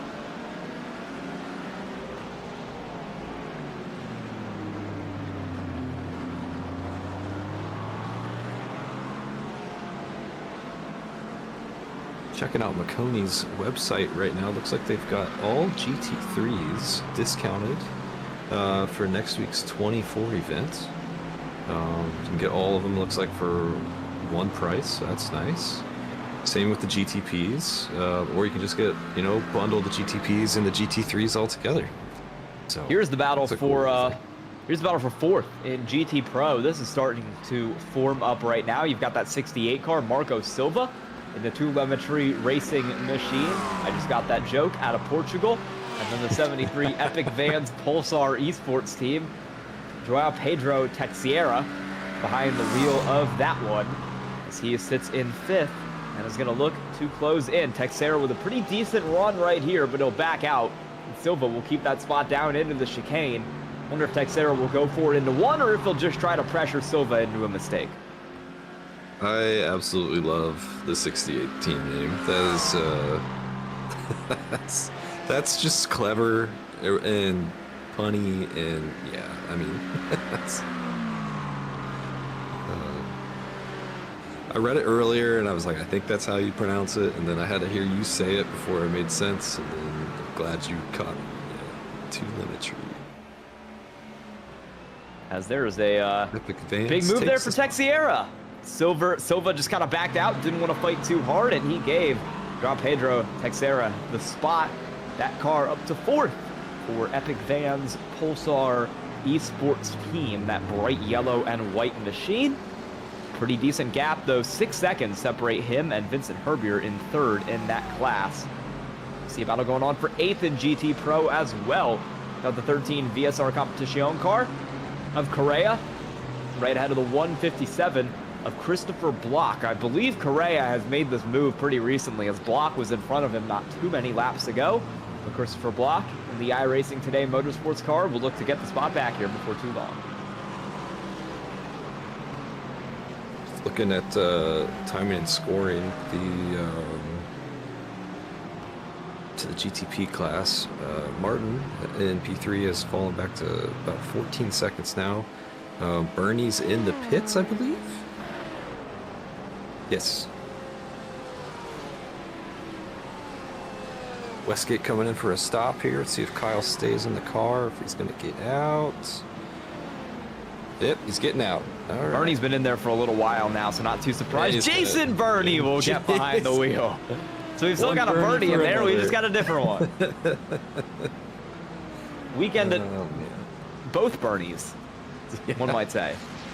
Dude, if we get those guys in here for an interview, I'm curious, because I wonder if they're like, if they're brothers, cousins, if they're Sims, they're sitting like in the same room together. That'd be cool. It'd be fun. We might get him at some point later on here as Delgado stays out in GTP lead. Marconi sitting in second in that 7 car.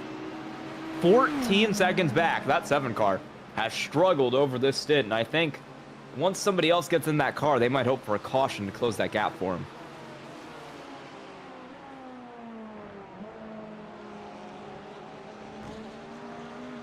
Yeah, he's Martin's about a second and a half slower the last couple of laps than Delgado. Delgado ran a 35.9 to Martin's 37.6. I don't know, maybe there could be something wrong with the car that we don't know.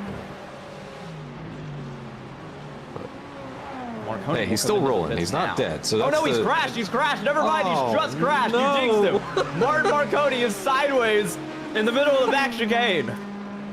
Oh, man. Well, it's bound to happen sometime, right? Well, I'm going to say I jinxed him because I didn't even get to finish the sentence before. It's just, what do you do? Just caught the curb. Sorry, Martin. That's all. You say that, I see him start dropping down the ticker. I'm like, oh, he must have pit. Nope, he's crashed. And he's going to pit now after the crash as well. So, insult to injury. I think he just might have just been a scheduled stop. What happened to Jason Bernie? Because he's lost a decent amount of time. Did he have any sort of moment there, or did he just lose some time? Did he have to make another run down pit road? What happened? Might have just lost a lot of time? All right, just lost a lot of time. Fair enough. cold tires, taking time to warm up, maybe. Maybe it was the driver change. Just took a while in that 32 car. I thought he was 40 seconds behind. Ended up a minute and 1 second behind. Martin Marconi is going to get out of the pits ahead of that 32 car. Is the crucial part.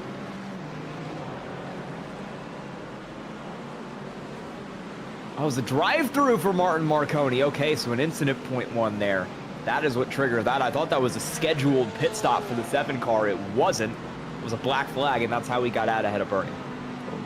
That makes more sense. Still showing he's got a... It's not showing it on my end, so I'm going to assume it has been cleared. Hit refresh over here and see if... There's a furled black flag for the 757 car. That's the only one I see right now. Yeah, I had to hit refresh. I'll type it in, Scory. We're good. There you go.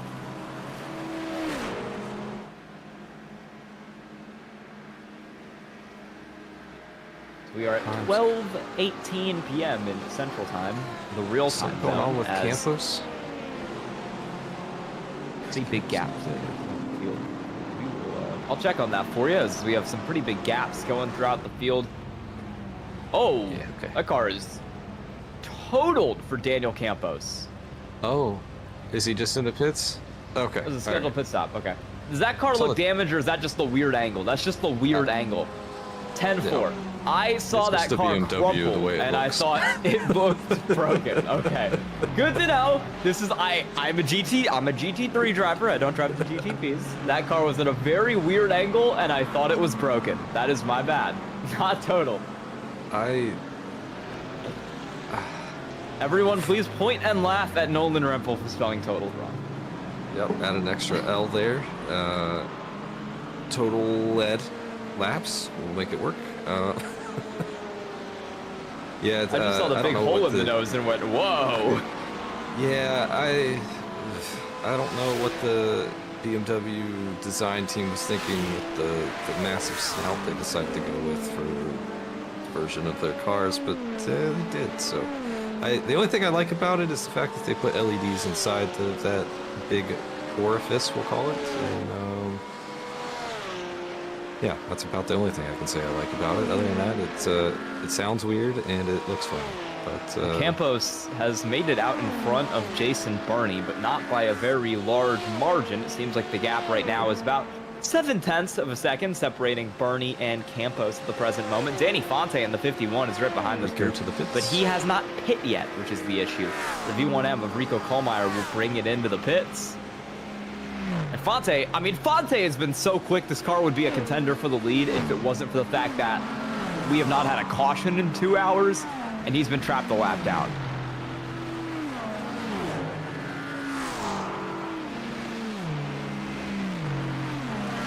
She was close.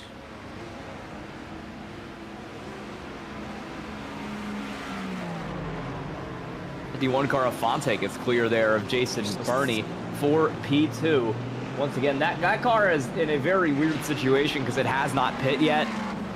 If that car had not started this run a lap down, it would legitimately be in the lead by about 10 or 15 seconds. Right now, it has been just on lap so fast all race long. He just unlapped himself on pure speed.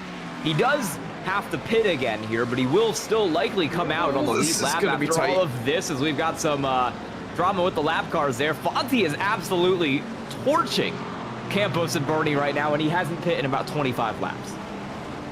Whew. That's speed. Yeah.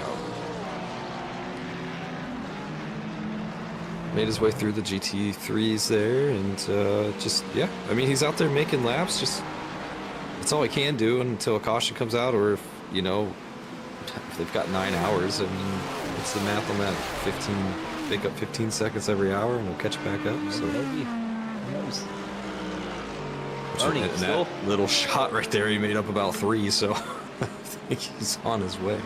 Bernie is right on the bumper here of Daniel Campos in the 12 car, but they've got to navigate all of this lap traffic, and let me tell you, it is a lot of lap traffic. As Campos has it. Oh, Bernie's going to go down to the inside. Campos almost blocked him, chose to let up, and now it's Jason Burney to the bottom. He's got Raphael Lippi 1 lap down behind him that's pushing that 32 car along. Jason Burney back up to the lead of the GTP class. Rafael Lippi's going to try to unlap himself here. Just let him have it, Jason. Just let him have it. Don't need to fight it. Let him go. There you go. You got 8 hours and 46 minutes left. Nolan, we have received a comment in chat asking, are you ready to feel the fire on Tuesday night? Oh. He says yes, he is ready.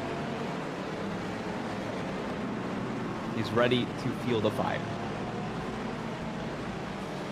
I'm ready to feel the fire of some good racing here. We've got GTP class continuing to go on. Sven Albrecht in the 96. I don't think I've talked about him or that Albrecht Motorsports car at all over the last 2 hours. He still does have to pit. He's up here on a little bit of pit strategy being played, but that car has some good speed in it. Running in third, pretty similar position to another car back there, that 51 World of Sim Racing car. Could work out for him. That World of Sim Racing car, by the way, has had a driver change. It is Edex Martinez Sanchez behind the wheel of that one. As Martin Marconi, I think, just had to make another run through the pits. He is 52 seconds back of your leader, Jason Burney. And he's at 17 incident points, so another 3, and he's going to have to make another drive back down to the pits. Jonathan Duncan, whoa, big spin there through turn 7 in the 83 car. Off in the S's Racing. We will let that one hang. It's kind of an S. It's spiritually an S. Let me make my joke, producer. Let me have my funny. I don't know who taught you how to write, Sky. Sky, there's an S in your name. 2 of them. So. There's 2 of them. Yeah. There you go. Off in the S's. I'm going to hold him to that. If he goes off in the S's, I will word for word repeat that sentence to you right back.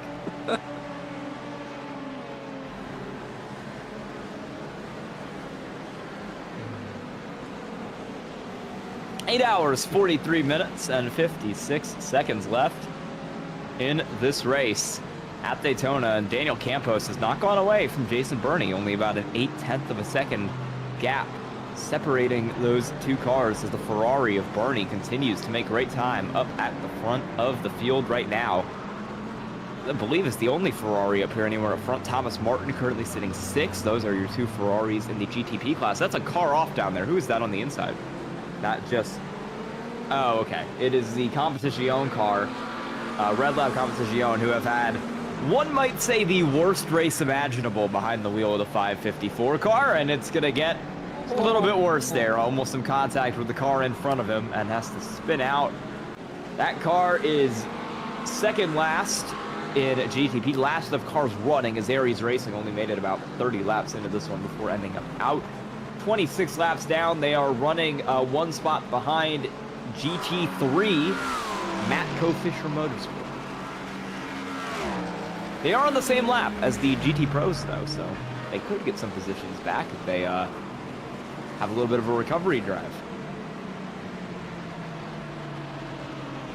Saul Sanchez Flores in the GT Pro class, World of Sim Racing 151. That car about the closest that battle for GT Pro has been in quite a minute. Eric von Spitker behind the wheel of that Blocco Motore 183 car, but he's not doing so hot out front. So we have another spinner a little further back. Let me get who that was. John Javecki for Pack Sim Sport, one of the GTPs, has just binned it in turn 1. Oh my goodness! Matthew J. Luke almost hit him. It was in turn 6. John Javicki is going to go down into this corner. He's just going to lose it, break it, lock it up. He's going to get stuck here. The scary is going to come when he gets back going, because it's not really anything he does, but there is going to be a car that comes flying in here, and you'll see it in a second.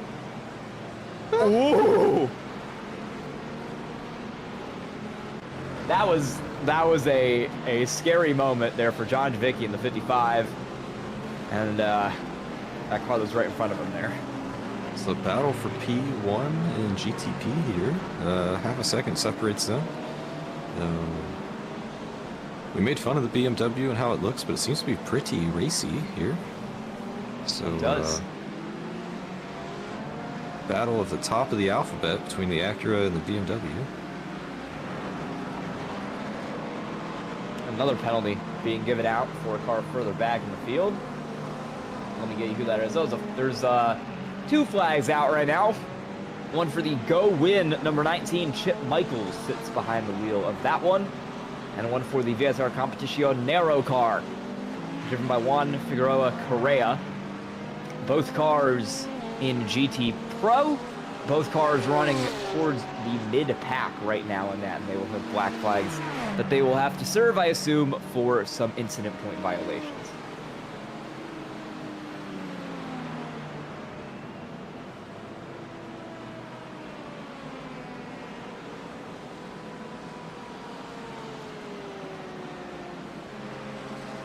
I believe we are going to get an interview here very shortly from the Telemetry 68 car, Travis Linscomb Hatfield. Travis, how you doing?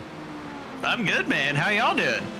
Pretty good. You had a pretty good stint there over your run. We're contending for the lead of that class pretty often. How was it? Well, I mean, most of it was good, but I did have to remind myself that Tokyo drifting the restart through the chicane is not the fastest way to take a restart. But after I reminded myself of that, everything was pretty alright. There you go. Yeah, you had some tight racing up there. How is it right now when you're, I mean, this deep into a race, 15, 16 hours in? Does it just get more stressful when you're racing with these guys? Well, I mean, I already lost track of how many coffees I've had at this point, so really there's no stress, just caffeine. You know, we're driving around, we're having a good time. This is a happy spot. I heard you guys liked my name. Do you guys want to know where it came from? I was gonna ask. Yeah, I really sure. want to know. Let's. You guys ready for some late night math? Because it's coming for you. All right. So bear with me here. Bear with me. So when you're doing some proofs, right? You're trying to prove some mathematical theorem. You're gonna start with some lemmas. You're gonna start with some existing little baby proofs that say like things like, you know, even numbers exist, right? That's a good little lemma to be working with. Now, when you have those lemmas, they let you make bigger proofs, and here's the real stretch. So if you'll go to like maybe the right rear suspension camera on my car here, you will see two sets of 3 little dots. And the stretch is that a lemma can kind of sometimes maybe be shown with that therefore symbol of 3 dots. If you stack 2 of those little bad boys on top of each other, you got a little tree. So then you got a 2 lemma tree. So you made a cool big thing out of 2 little things, and it also sounds like telemetry, which is really all that matters here. So Yeah. I was gonna say, I just saw, ooh, telemetry. Oh, I get it now. yeah. All right, there we go. This is the nerdiest conversation I've had past 12 a.m. I think in a long time. Brother, I used to have nerdy conversations. You just gotta let it out. You just gotta let that math out. I used to live with 3 meteorology majors, and let me tell you, the stuff that would happen at 2 a.m. Do they make it all up? Do they like? Is there a plan behind it, or do they just go like throw some rocks and go rain? No rain. No. See, the secret of meteorology now is that computers just kind of do it all for you. They figured out computers that just tell you what the weather is going to be. And you just got to read off the computer. AI could probably replace meteorologists. I mean, it's considering that is my future career field, no. But also, yeah. Don't do it. Don't let them take your job. Anyways, but I'm glad that you guys got to have a little math time with me tonight. So there you go. Thank you, Travis. All right, you guys have fun. I gotta ask real quick. Well, he's gone. Never mind. Man, he's gone. I was gonna ask him if he had one more stint in him, if he was just gonna go for the all-nighter here, but I fear we may never know. I hope he's back. He seemed very energetic for it being Hey, you're back. All right, I was gonna ask you, are you going for the all-nighter here? Are you gonna keep going with the coffee?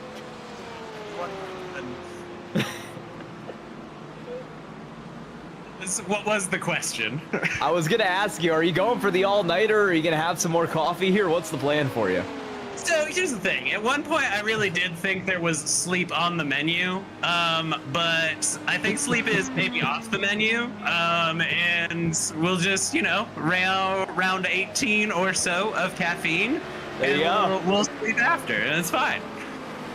Okay. How many cups of coffee have you had? Have fun. Would you say A lot of coffee, but again, we're good. We're doing like we're on the podium. Coffee is clearly the key to success. Travis is giving me that Yes Man scene where Jim Carrey gets out of the car with the Red Bull cans laying on the ground, and he's like, I had Red Bull, really like Red Bull, really like Red Bull. Yeah. Travis, Yeah. maybe we need to put a cup count on you or something. Remember, there is a maximum that you can have during the day before you start having some side effects on your heart. So, Oh, I've been there already. Good point. That is an important organ. All right. Well, I'm gonna actually leave now. So Have you fun. guys have a great time. Bye-bye. Have a great day, Travis. All right. Hey, battle for the lead still. Daniel Campos is right behind Jason Barney. That's been going for a little bit now. I made the joke earlier, I think this was not said on stream, but I did make the joke that in honor of my Philadelphia Flyers losing 7-2 today, I would drink 72 fluid ounces of Dr. Pepper during my stint. oh my goodness. I think I've hit about 7, so 65 to go in the next hour and a half is what they say. Thanks. Well, I can join you on the losing side in the hockey team world. So, Blue Jackets did not fare well out in Colorado today. So, Samuel Ayerson, you are a Guangdong Tiger. Enjoy your career. Our producer does not watch hockey, and he is very confused.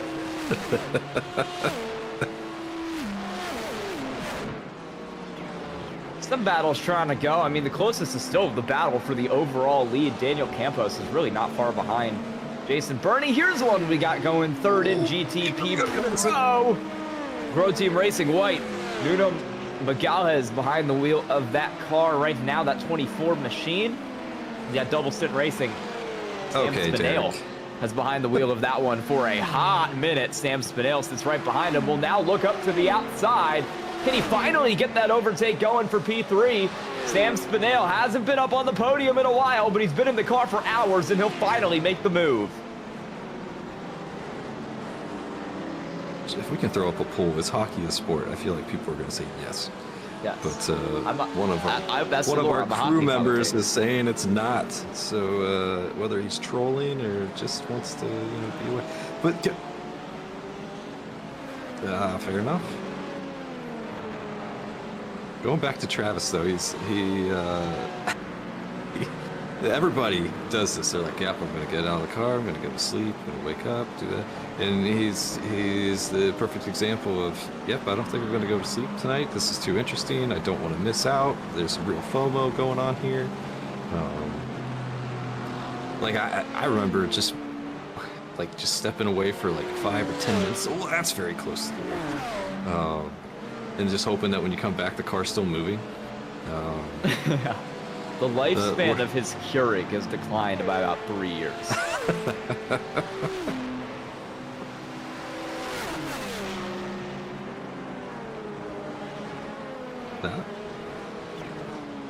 Pull up in the booth, Ted? You can take this one.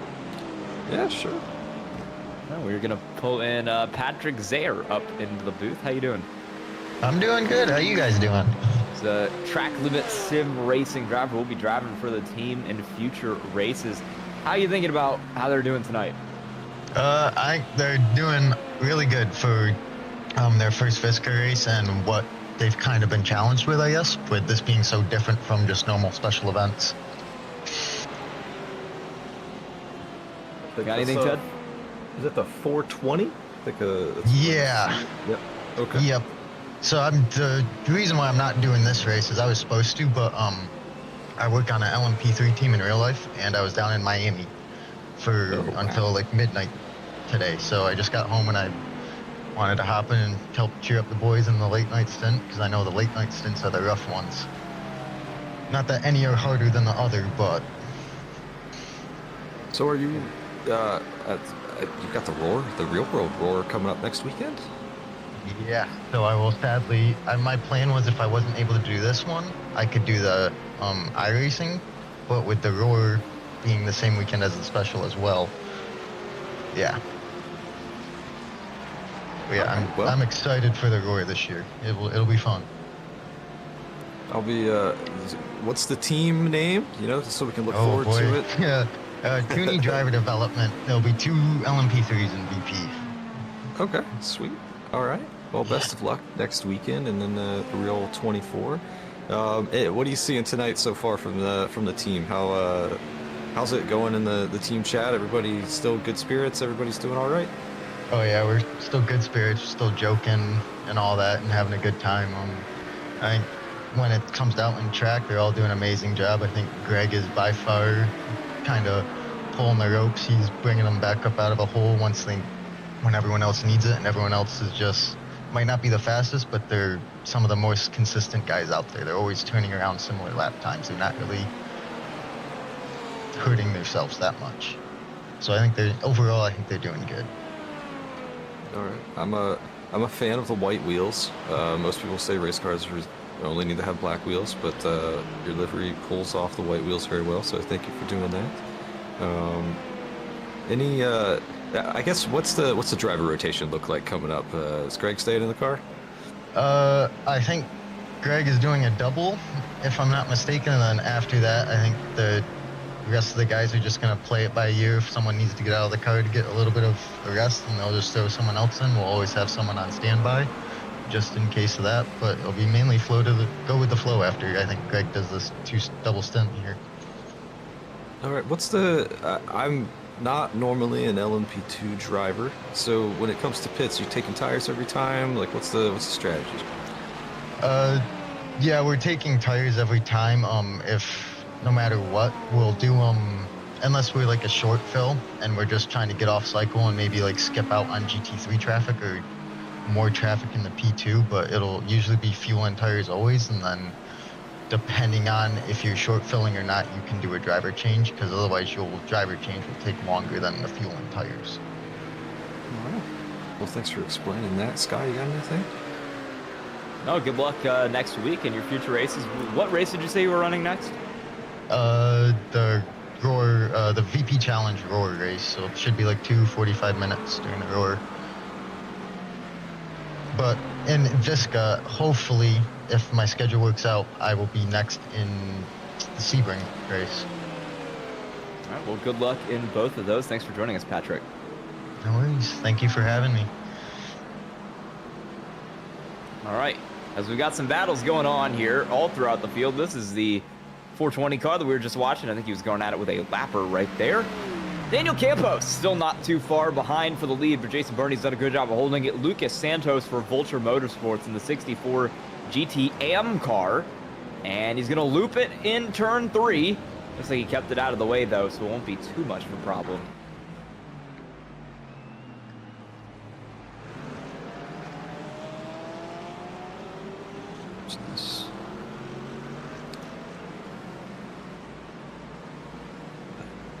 It's a battle for 6th, I believe.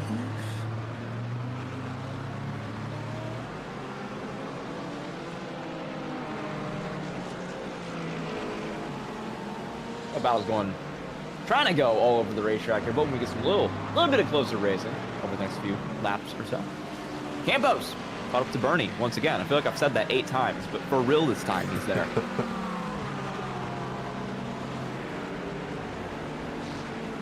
These guys I'll tell you get what. away from each other. I said it, okay? I got on this 2.5 hours ago, and I said we were going to run 3 minutes and 43 seconds green. Look at us. Look at us. We've ran 2 hours and 30 minutes green. Streets are saying it's the longest green flag run of the race. I don't know if the streets are accurate. I haven't been here for the others, but it feels like, judging by the fact that we've had 14 yellows, the longest one of the race. It is the longest run of the race. That's the power of manifesting. Nolan, you didn't believe me. I'm waiting for the series organizers to jump in here and say you two are good luck. You might want to stay in the booth for the next 12 hours. They're gonna have to pay me about $50 an hour if they want me to do that. I'm gonna be honest with you.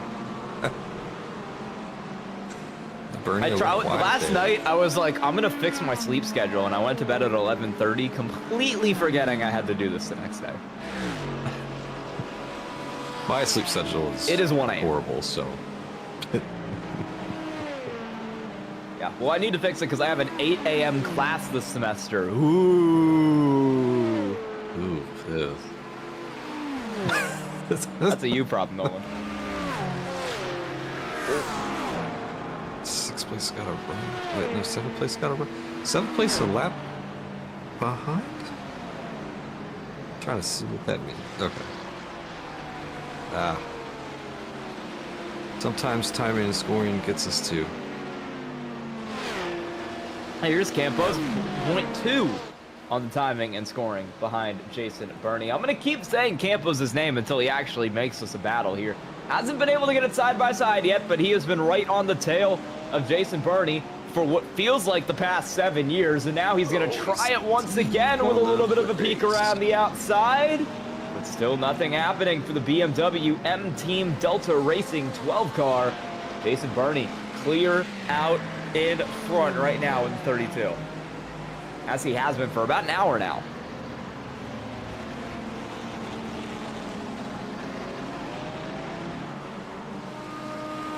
He and his, the other Bernie were in the, yeah, one Bernie to another. This is a mess. Train wreck, What? I think might be the appropriate word for it, as we've got a battle in GT Pro going on in between about 4 cars trying to lap the battle in GT Pro. This is, actually there's 2 battles going on right now in GT Pro. This is Matco Fisher and VSR Competition Nero. Nero is behind right now. 13 of Sergey Martinez Duran has gotten behind the wheel of that car. Daniel Gruber in the 44 for Matco Fisher. He'll start to get clear, and this lap car right here of Gabriel Krefta is going to go flying around all these drivers as once again battle for the lead. It is Campos right on the bumper of Jason Burney as we make our way down into turn 1. He's been there for 20 minutes, and he's going to stay there for another couple seconds as he doesn't have the momentum he would need to actually pull around that 32 car and make the move happen. He's lifting to save fuel, so maybe a strategy call for Campos, or maybe just running save time. That is a totaled car right there. That is a right rear tire not attached for Nuno Ricardo of the Monarch Racing team. Oh no. To keep theme with our hockey references, the Arizona Coyotes bring out have a crashed. yellow? This might be the yellow. Oh, No, toe. No. Oh no. Oh. He's got to request the. We'll see if he tows here, because that car is stopped. What if we get a replay on what actually happened there? All right, This is a we'll wait helpless for feeling. confirmation on what the plan is here with this stopped car. Nuno Ricardo and the caution has flown. Sky doesn't get their wish. We made it, hey, longest run of the race. Made it 2 hours, 40 minutes. Okay, had a good run. We did not make it 3 hours, 40 minutes. I am blaming everyone in the chat who told me to stay in the booth for this, actually. Look, I'm sorry I got it mostly right, okay? Well, this I could have been off by 3 hours, Nolan. Think about that. What was that? Was it the 51? No. Who was it in GTP that was a lap down that we said if they could get a yellow, that watch out for them? That was the 51 car, who is actually back on the lead lap right now of Adex Martinez Sanchez for the World of Sim Racing team. 51 started this race in second in a pretty solid position now with this caution. Now Sanchez gets to catch up. What happened? Wide. Okay, oh, that's bad. Oh, nope. Oh, that's a huge one. That's a shunt. Yeah, that one's not going back to the pits. That one is trashed. This will be a long full course yellow. Race control wide has specified, as we are going to get a lot of wave rounds here. Yeah, that new curb they installed in the exit of the Le Mans chicane is... It's a mean people one. out. Yeah. Yeah, it is. Especially these LMP2s. They're so close. They're so low to the ground with the floor and everything. It's just... It's not going to take it as well. It's just a little wide here. Once we get there to the middle of the bus stop. I want to always call it the bus stop. That's how it was for years. He's just a little bit wide, and he's just going to miss the turn in for the exit here. Yeah, he's just going to hit that curb, and it's just going to you can just look at it. It looks like a little pyramid right there. It's just going to... he's trying to steer away from it. It's like, but right there. Yep. Airborne, all four tires off the ground for a split second there. And now you're along for the ride, right? As soon as it lands, you don't know what way it's going to do. Yeah. Lost the front, got it back, so... But yeah, that's, you're not driving that one back. The right rear is completely detached. The right front's towed out, so that's gonna be a lengthy repair. That is gonna be a very, very long-term repair now, as we now sit under caution once again here.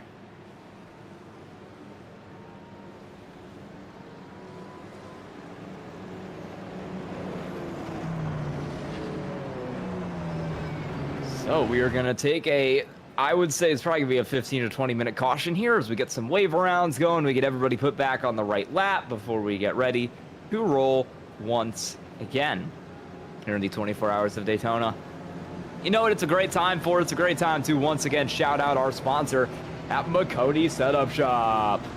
When you want to be the best, you can't settle for the rest. For anything on iRacing, there's just one name you need, Maconi. With Maconi Setup Shop, they now provide the best of the best in setups, paint schemes, coaching, and event organization. With cars across all 4 license classes, they have what you need to hit the track with confidence. Grab a subscription starting at only $8 a month and save money while going fast at MaconiSetupShop.com/subscriptions. And remember, at Maconi Setup Shop, they're their setups, but your victories. Let me tell you, it's $8 a month. That's probably about a tenth what that 68 car spent on coffee tonight. Yeah, we'll take a quick commercial break, and when we come back, we will have probably some more caution, but we'll get to analyze the field. Stay tuned.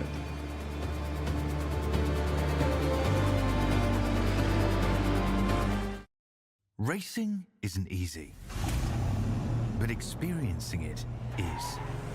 iRacing puts you in the driver's seat with the industry's leading sim racing game. Drive on laser scan replicas of the greatest racing circuits from around the world. Go head to head against other drivers chosen by skill-based matchmaking to ensure competitive racing at every level. Compete across all your favorite series. In officially licensed cars, engineered to deliver the most accurate driving experience possible.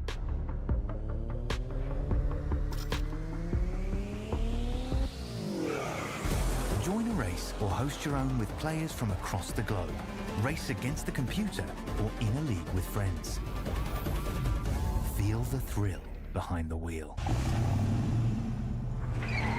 Visit iRacing.com.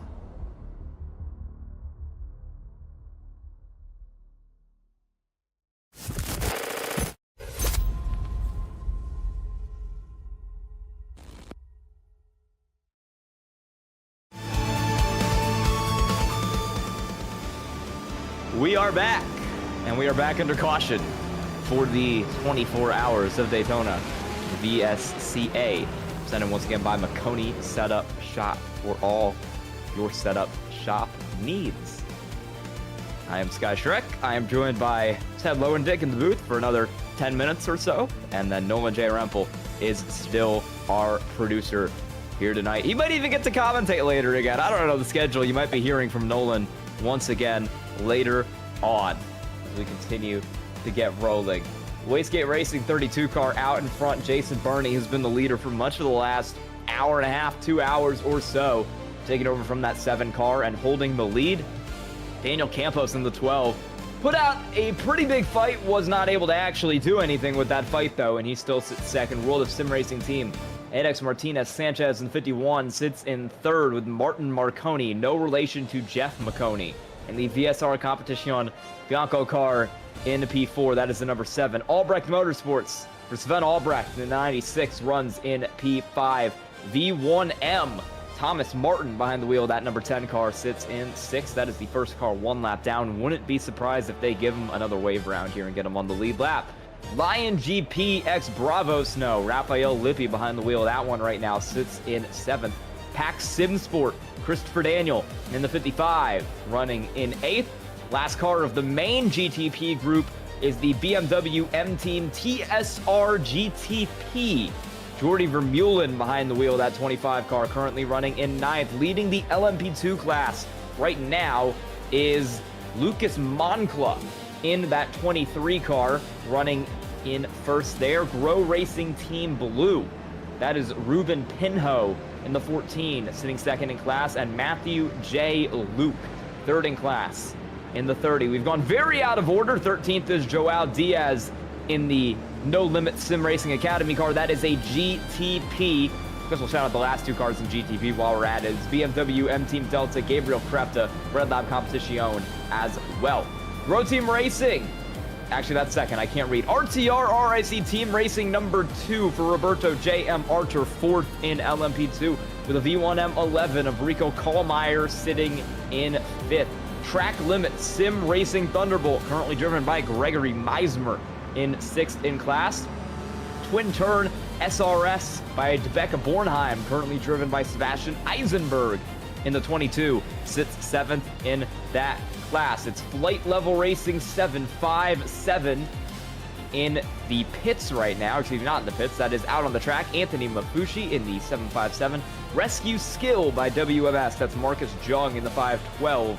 And then last car in that class is the 99 of Nuno Ricardo, the Monarch Racing Team entry. Leader in GT Pro, it's Telemetry Racing. Marco Silva in the 68 behind the wheel of that one. Double stint sits 2nd. It is still Sam Spinell. He's been in that car for hours. Grow Team Racing White runs 3rd in GT Pro. Nuno Magalhães behind the wheel of that one. Unitronic Fisher Motorsport sit 4th in that class. That's the 84 car, currently driven by Aaron Beaver. World of Sim Racing 151, driven by Adrian Sevilla, is 5th in GT3 Pro. Blocco Motore, we've seen them leading for much of this last sit. They currently sit 6th. Eric Van Spiker still behind the wheel of that one. Epic Vans Pulsar Esports team, that is a fun name. They are in 7th in class with Joao Pedro Texera back there in the 73. You've got the Sim City Racing 71. Vincent Herbier back there in 8th. Matco Fisher, it's Daniel Gruber in the 44. 9th in that class, VSR Competition Nero, the sister car of that 7 who's up in GTP, sits 10th. Sergi Martinez Duran behind the wheel of that one. Henry Meetinen in the 112 for Rusty Spatulas Racing is 11th. iRacing Today Motorsports' Christopher Block sits in 12th in the 157. RTR RIC Team Racing number 1, Marco Valela in the 88. Sitting there in P13. Vulture Motorsports Pro, Errol Orexoy in the 65 for that car in 14. Cedric Gaudreau in the 18 car for Go Win Racing sits 15th. And the last car before you start to get to the GT AM is him. Wastegate Racing number 33, Reyes Sagansi sits in 1st in GT3 AM. You've got Blocco Motore AM with Stevie Amanatitis behind the wheel of that one in P2. Ryan Huff in the 75 car sits 3rd in that class right now. Right behind them is Diego Rodriguez of Team Frida Sport in 4th. Wolf Motorsport Sim Racing, driven by Christopher Limprecht in the 515, sits 5th in that class, ahead of Jesse Molina in the BMW M Team TSR GT AM. 3-car runs in 6th. Daily Kart Market Ares Racing, Giannis Constantin behind the wheel of that one in the 9 car, running 7th in that class. And then it's Jason Brothers in the SWF Machine. The 94, Intercom Fisher Motorsports, Rob Kiesair in the 90 in 9th. Off in the S's Racing, Jonathan Duncan, 83 in 10th. Then you got Superstar Racing Team for Dylan Johnson, 17th. Go Win Racing number 19 with, believe this, Nicholas Go Win in 12th in that class. SRN Motorsports Orange, 74 car, sits 13th. Superstar Racing Team Yellow for Tony Allison sits in 14th in that class in the 4 car. Jason Ketty in the 747 is in 15th. And I believe last car on the track, Vulture Motorsport, 64 of Lucas Santos. That is your entire field. How about that?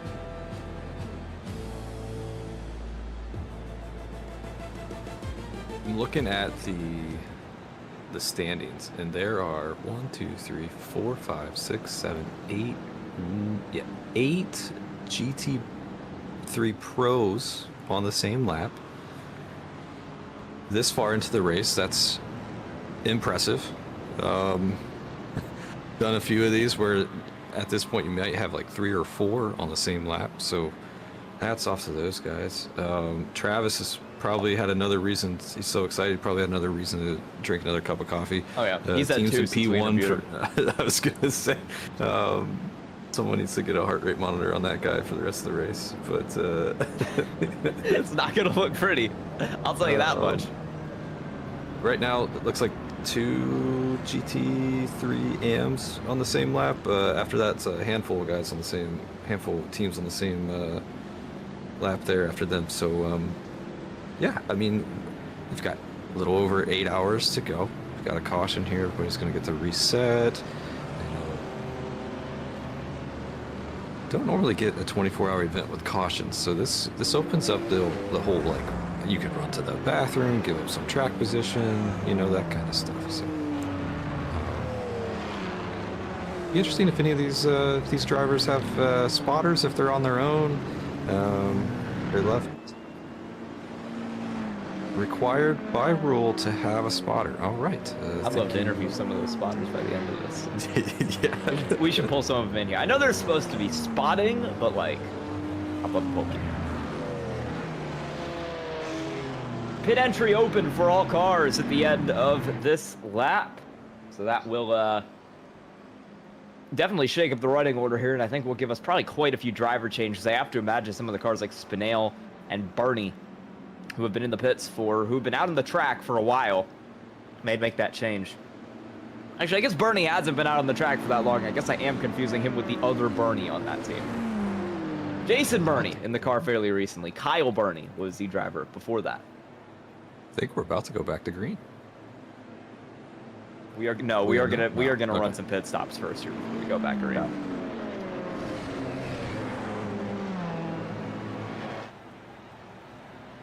We've got pace car has confused got a little me. bit of time left here. And Ted, I think this is gonna sound wrong. I think your time has come to an end. Yeah, I think it has. It's been a pleasure, Sky, Nolan calling the booth. Yeah, Lucas is going to jump in here and replace me, I believe. But yeah, it's been fun the past 2 hours, and keep it going, everyone. I'll check in when I wake up and see how everything's going. Thank you for your service. You have been voted off the island. I appreciate you. You've been a great commentator over the last 2 hours. We're going to be joined for the next hour, and probably more than an hour, by Lucas Moody. Lucas, how you doing? I'm doing good. I got my Celsius in hand, not sponsored, but the kiwi guava flavor, and got 3 hours here, and I'm excited to get going. It's been a great race so far, approaching the 16-hour mark, and we're here for the long haul. Here for the long haul. I was gonna say, I know for a fact you're in the same time zone as me, and I'm already getting loopy. The fact that you're doing 3 more hours is shocking. Oh yeah, this is I just finished let's see, long day of queuing Overwatch, and then some more queuing Overwatch after that. So sorry for you. And then I queued some more Overwatch. Then I played poker, and now I'm here. Sky Shrek, Lucas Moody up in the booth. Nolan, Jay Rempel, I think he's also gonna be heading out after this hour because he has served us very well over the course of his 9 and some change hours that he has been on our broadcast here today. He's been here longer than most of the drivers have been here, I might say. As we are having some pit stops, having some more wave rounds, going to try to get you with some of the driver changes that have occurred, if any, over the course of this pit cycle. Looks like a lot of the drivers up front have decided to hold it fairly steady, as everybody is still all shaken up in the running order right now as we get this all sorted out. Yeah, and watching this from the sidelines, the past 16 hours, it's been a treat. There's been battles everywhere, and there's been a good amount of cautions. But besides that, they've kept it clean, and 8 more hours, and I'm ready for it. I know you got 1 more hour left, Scott, but I'm ready for these. I'm ready for this next day here. You are ready to go here as we are. You kind of joined us at a rough time because we did have about 2 hours and 40 minutes of green flag racing there, and as soon as you got set to come in, we had a caution, as with some of the changes that are going on with cars exiting the pits. Just taking a look once again at who's in the car. Ran into the broadcast at a very Portuguese time here because I'm noticing that as all of the Americans are going to bed, we've got about 12 different cars representing Portugal in the field right now. A lot of drivers from out there making some good runs at the moment. Yeah, not only Portugal, I'm seeing Netherlands being represented. I'm seeing Spain as well. Couple Canadians in the field, as well as 4 or 5 Brazilians. I see a Turkish in the field, a German, and I'm trying to spot, and a Finnish as well. Same country Valtteri Bottas is from, who's now joining the F1 26 grid with Cadillac for the first time in a while. So yeah, a lot of nationalities being represented up and down the field, and yeah, it makes sense. It's now getting into those early European hours. It's going to be 7 or 8 a.m. for a lot of those EU guys, depending on what country they're in. So definitely makes sense. They probably went to bed, 6 or 7 hours ago, waking up and ready to start their stint. Say Lucas Moncla, pretty sure getting ready to go to bed. He was the driver of that 23 twin-turn SRV for a while there. He will step out, and Ryan Surulik will go behind the wheel of that car. 87 car up here, once again in the lead of the LMP2 class at the present moment, according to our timing and scoring. That is the RTR RIC Team Racing 2 car, Roberto Artur, one of the Portuguese drivers behind the wheel of that one, doing pretty well. 3rd place, also another one of his compatriots, Ruben Pinho, behind the wheel of the Grow Racing Team blue car. So we're getting ready to get back going here. Before too much longer, we are on round 2 of wave rounds, and some of the cars who are going to be getting wave rounds include the BMW M Team TSR GTR, driven by Jordi Vermeulen at the moment. Now they're going very fast with it, so I'm having trouble keeping up. The 44 car of Matco Fisher Motorsports, Daniel Gruber, behind the wheel of that one. VSR Competición, Sergey Martinez Duran gets the wave around for that car. Rusty Spatulas Racing, Henry Mietinen gets the wave around. The 554 Red Lab Competición gets the wave around. The 19 car of Go Win Racing with Nicholas Go Win gets the wave around. 9 of Daily Kart Dot Market Airs Racing, Giannis Constantin wave around. This is more than I thought there was when I started naming them out. Joao Diaz in the number 2 gets a wave around. Number 22, Twin Turn SRS, Sebastian Eisenberg gets one. And then last 2 cars for now, barring more being added to the list, are Jason Brothers for SWF and SRN Motorsports Orange, driven by Jason Hildreth. I think we might get another round of wave rounds after all this too. So we're going to have a lot of cars stacked up on the lead lap, some for the first time in a while. Yeah, it's definitely what's good about this caution. It does bring this race to a slow, and I know that people were psyched about that 2.5 hour run, but I'm sure a lot of these teams are super happy about this wave around, getting their car on the lead lap for the first time in a while. And going back to the flags, I spotted one right as I finished. We have an Algerian in the field as well. Laco Motori AM driving that 283 GT3 car. So many nationalities being represented in the field. Algerian, I'll say, Sky, is not one I've seen in a while, and I had to double check if I was seeing that flag correctly, because long ago, probably 2 or 3 years ago, I got bored in Spanish class or whatever, and I just started memorizing all the flags for no reason. And I was pretty sure it was Algeria when I saw it, but I had to double check because it's just not a flag you see often. But it is indeed Algeria, so shout out to him as well. I saw a flag I didn't realize, I didn't recognize, and I was like, what is that? And then I realized it was just global. We did have someone in here from Antarctica earlier. We had some penguins driving. We're truly global here in the VSCA for the Maconi setup shot. 24 hours of Daytona. Are we allowed to pull Ryan Surlick into the booth for an interview? Because he's joined the waiting room, but he is also currently on the track. I'm gonna get some confirmation that I am allowed to bring him into the booth before we bring him into the booth. All right, we are allowed to bring Ryan Surlick up into the booth, and we will get him going here in a second. Hey, Ryan, how you doing? Good, how are you guys? Pretty good, pretty good. You're gonna restart second in the LMP2 class, correct? I have no idea where I am right now. Well, you're being scored as second right now, so we'll go with that. What's your plan to try to move yourself up? Well, I was gonna try and fuel save, but my units got reset to Imperial when I restarted my computer, so I don't know what our fuel save is relative to metric and miles per gallon, or sorry, gallons, but I'm just gonna run flat out. We've been fuel saving most of the time, so you know, just try and build a gap. Lucas is amazing with fuel saving where I'm all right, so if I pass the car to him, well, the strategy will be fixed, but restart should be fun. Say, how have y'all been feeling about your car so far? Because you've been in that top 5 or 6, I feel like, in LMP2. Yeah, I mean, we've been, I think, top 3 for a long time. Car feels fine. Love the setup. It's safe enough to where you can push even when fuel saving, I guess. I know those two statements kind of collide a bit, but you really only save into 2 corners. So everywhere else, you're still good enough to push, and it's still, I guess, risky enough or fast enough to fuel save. So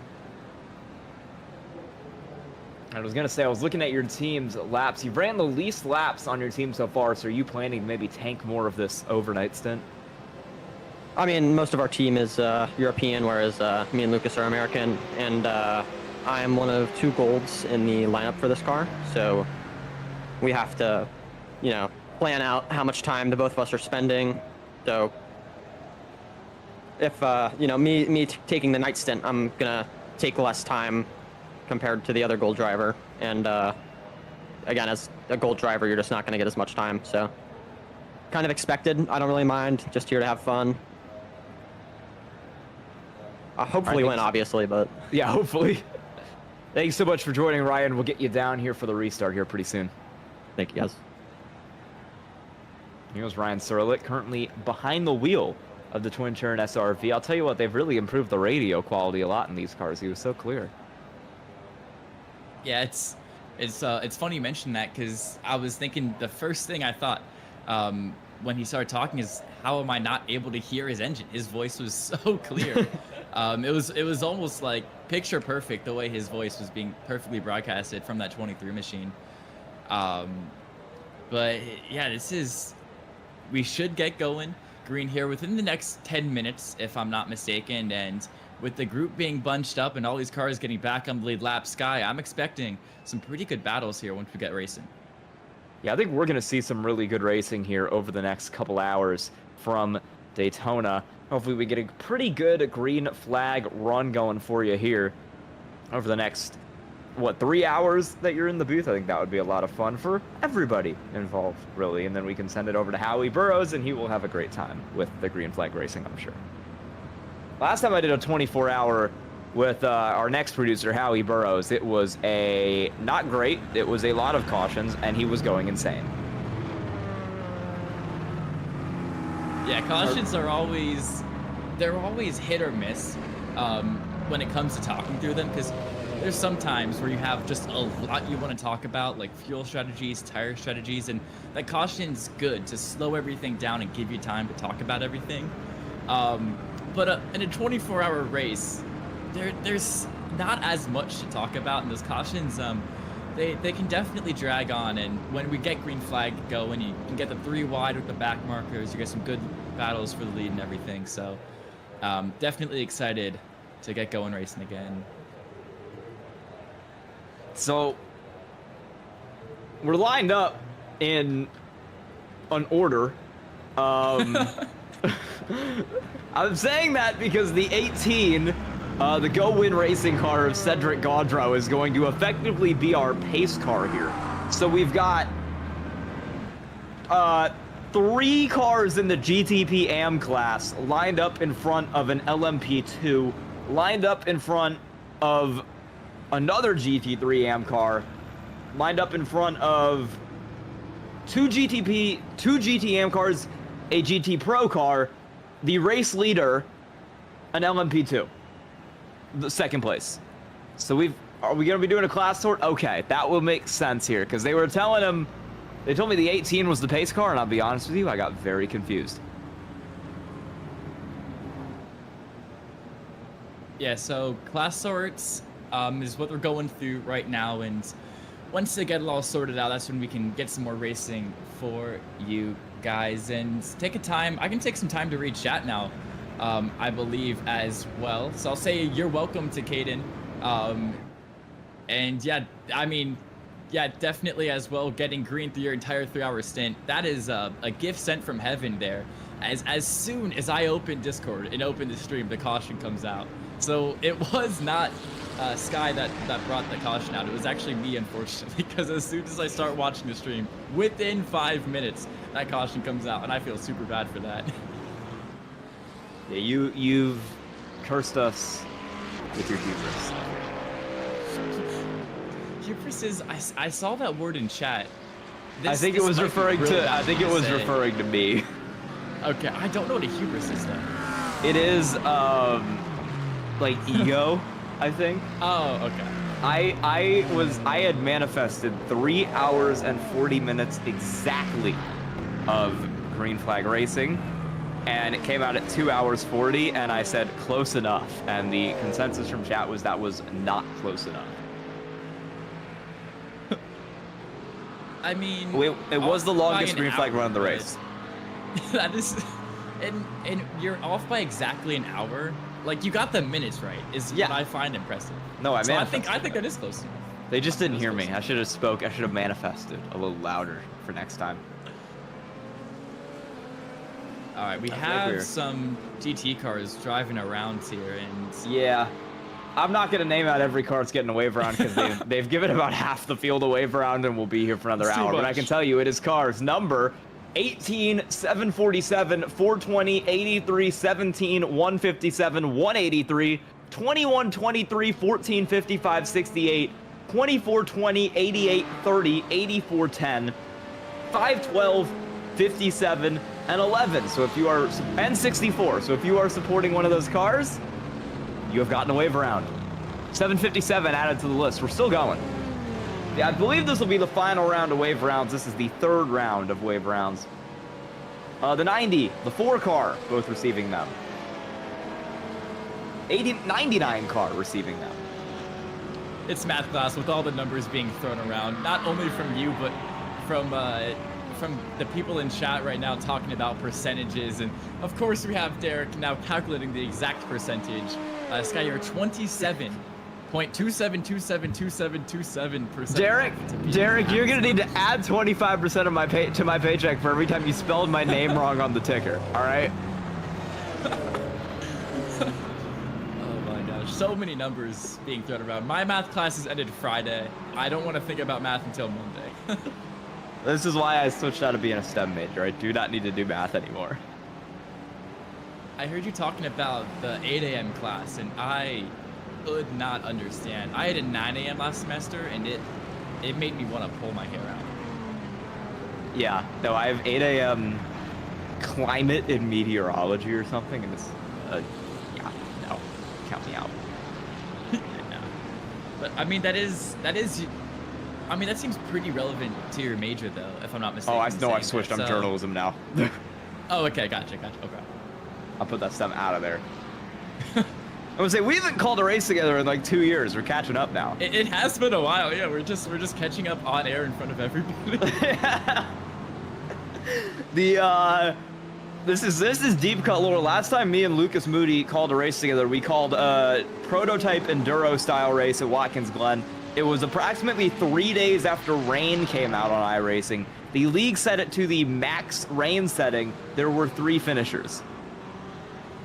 It was the craziest race I've ever seen, ever casted, ever been a part of. It was the clear winner. Not only spun out before the rain came out, but also multiple times when the rain. I forgot about that. Yeah, he won. We had a driver in that league who had won the first 7 consecutive races, and before the rain even started, he just like blew through the chicane and crashed into a wall with DNF. Like, it was mind-blowing stuff. I still remember the finishing order. It was a St. Clair College 1-3-4 with Athena Leclerc winning the race, Drew Williams second, Alan Hong coming in 4th, and a Zach DeWale coming in 3rd. Can I? Does the St. Clair still race there? Can I leak the drama?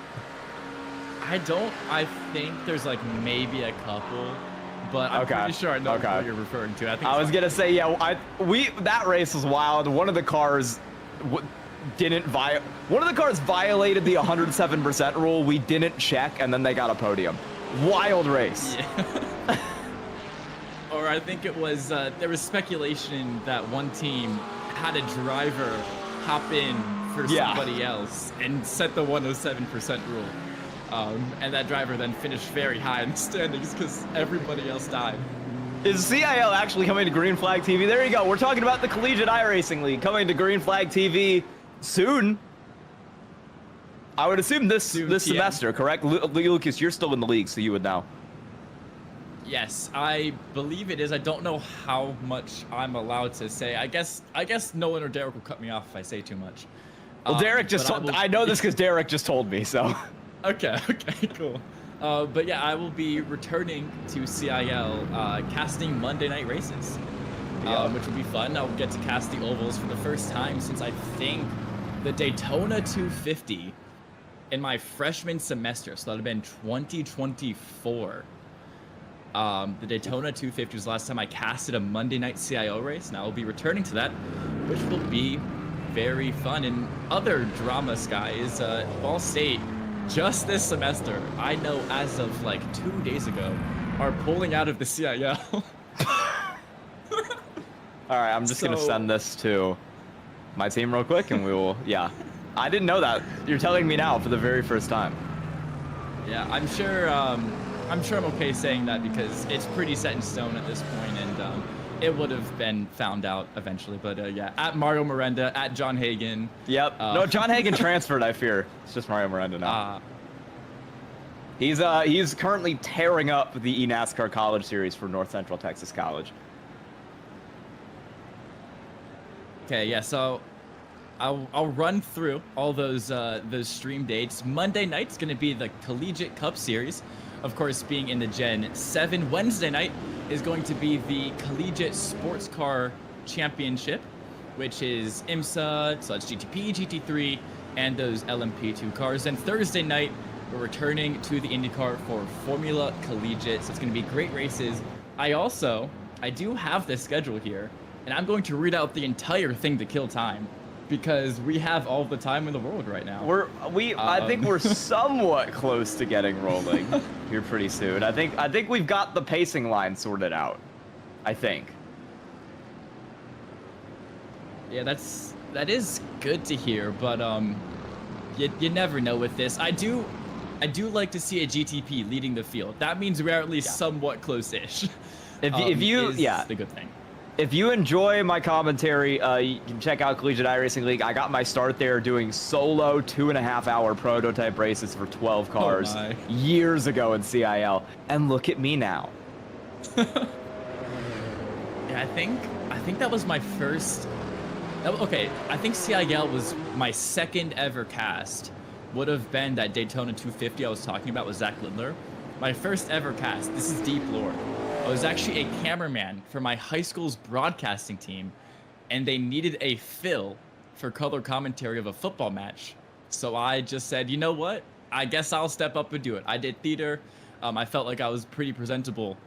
So that was my first ever cast. Would have been 2022, probably around September. And now look where I've come. Yeah, it's been a long way. Come a long way. It really has, yeah. I've casted at this point. I know you do a lot of stuff for OU as well. I've probably casted 100 hours at this point for Ball State Esports, which is insane. So many lands, so many dead voices after those lands. It is insane. Do not cast 9 hours of Valorant. I don't recommend that to anybody. I don't wish that on anybody. But I took a stab at 9 hours of Valorant in one day, and I think I was eating cough drops for the next week after that. I was saying, we were talking about hockey earlier. I do hockey for OU now, so that's pretty fun. We have a hockey team. We are going to do one more lap under the pace car, at least. But we are, there is hope of getting that going here pretty soon after. I believe we are on over 30 minutes into this caution. It's been a long one here as the admins have gotten everything sorted out. Yeah, and then skipping forward to CIL, I'll run just through. Yeah, you can go through the whole schedule. We got time. Yeah, I'll go through. So the 26th, we have the Cup car around Charlotte Motor Speedway. The 29th, we have the IndyCar. Why is it out of order? I read it out of order. That's my bad. The 28th, we have the IMSA League around Daytona Road. So just like this you're seeing right now. And then the 29th, we have the IndyCar around Laguna Seca. I think the notable races.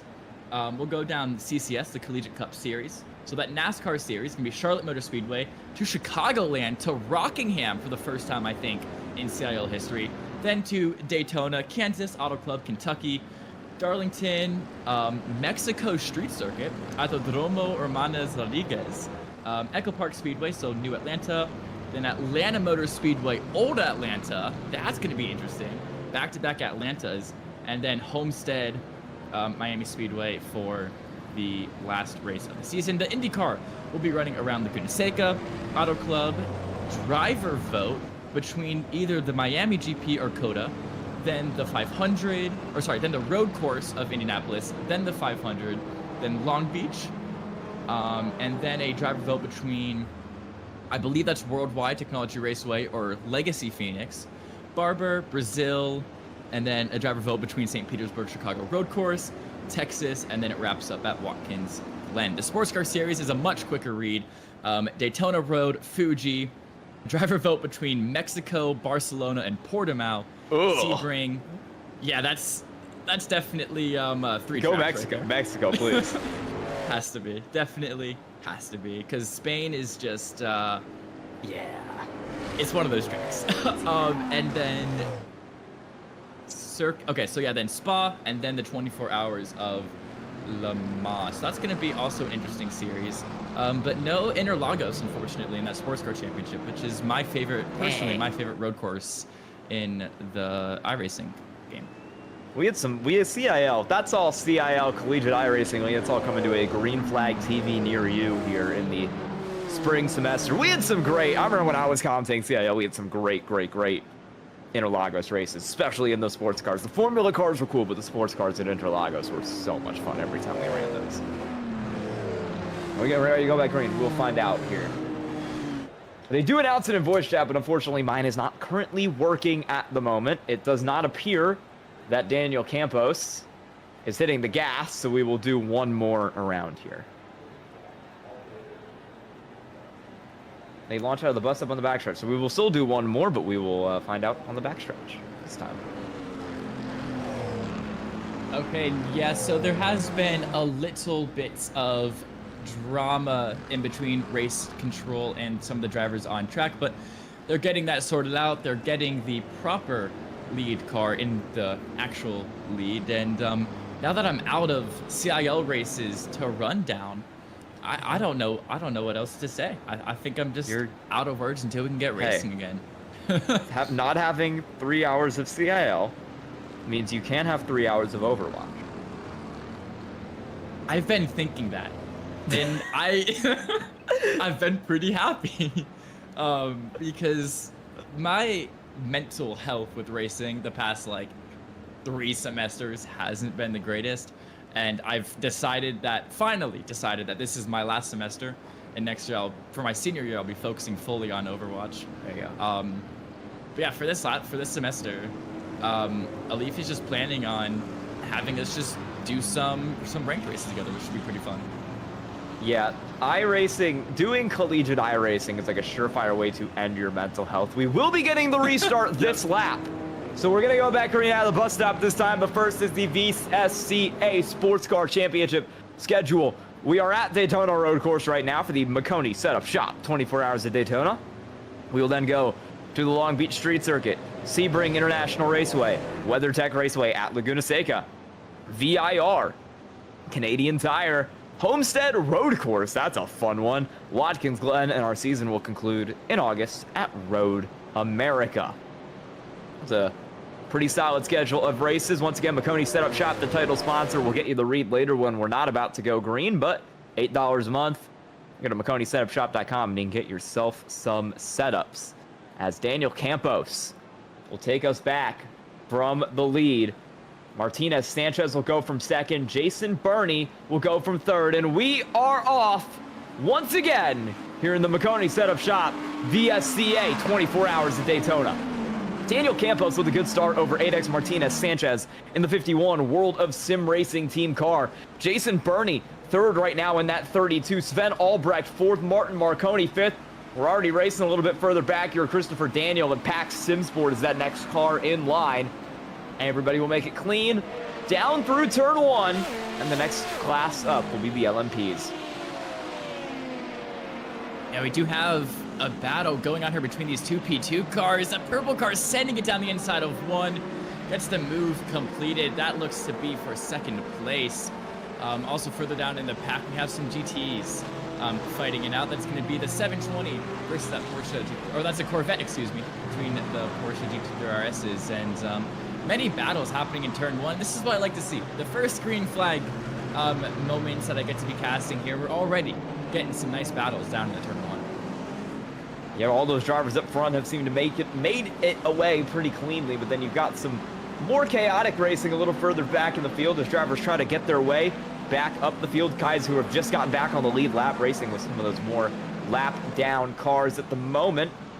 Battle trying to go a little bit deeper back in the field. We've got a GT Pro car racing with a GT Am car. Rodrigo Moreos in the RTR RIC Team Racing 1, number 88, has just gotten clear of, some contact. Again, further back here, Christopher Block and Benjamin Fisher just got into it. That is 4th position in GT Am. A lot of racing back there in that GT field, GT Am and GT Pro field right now. We're side by side with quite a few cars in there.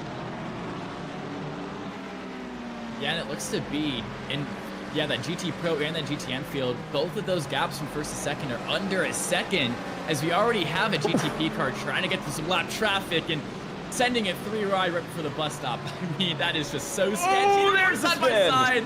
That's never going to end well. So red car takes right into the inside tire barrier there. It's the 157 car. Okay. That is the iRacing Today Motorsports VSCA of Christopher Block. I said he was right in the middle of all that. And that's a heavy hit there. Off some contact with Curtis Schreiber in the 57 car, who was a lap ahead of him in that GT Pro class. That's going to be some damage for sure on that 157. And unfortunately, that moves that car down to the 12th place in class now. So losing out on a bunch of spots there as we're still side by side to turn 1. That's the 515 on the outside of the 33. Westgate Racing versus Wolf Motorsports Sim Racing. They're going to get it sorted out, but not before they get to the International Horseshoe. Once again, the 515 looking for the inside, not able to get it, and Westgate Racing holds on to that second.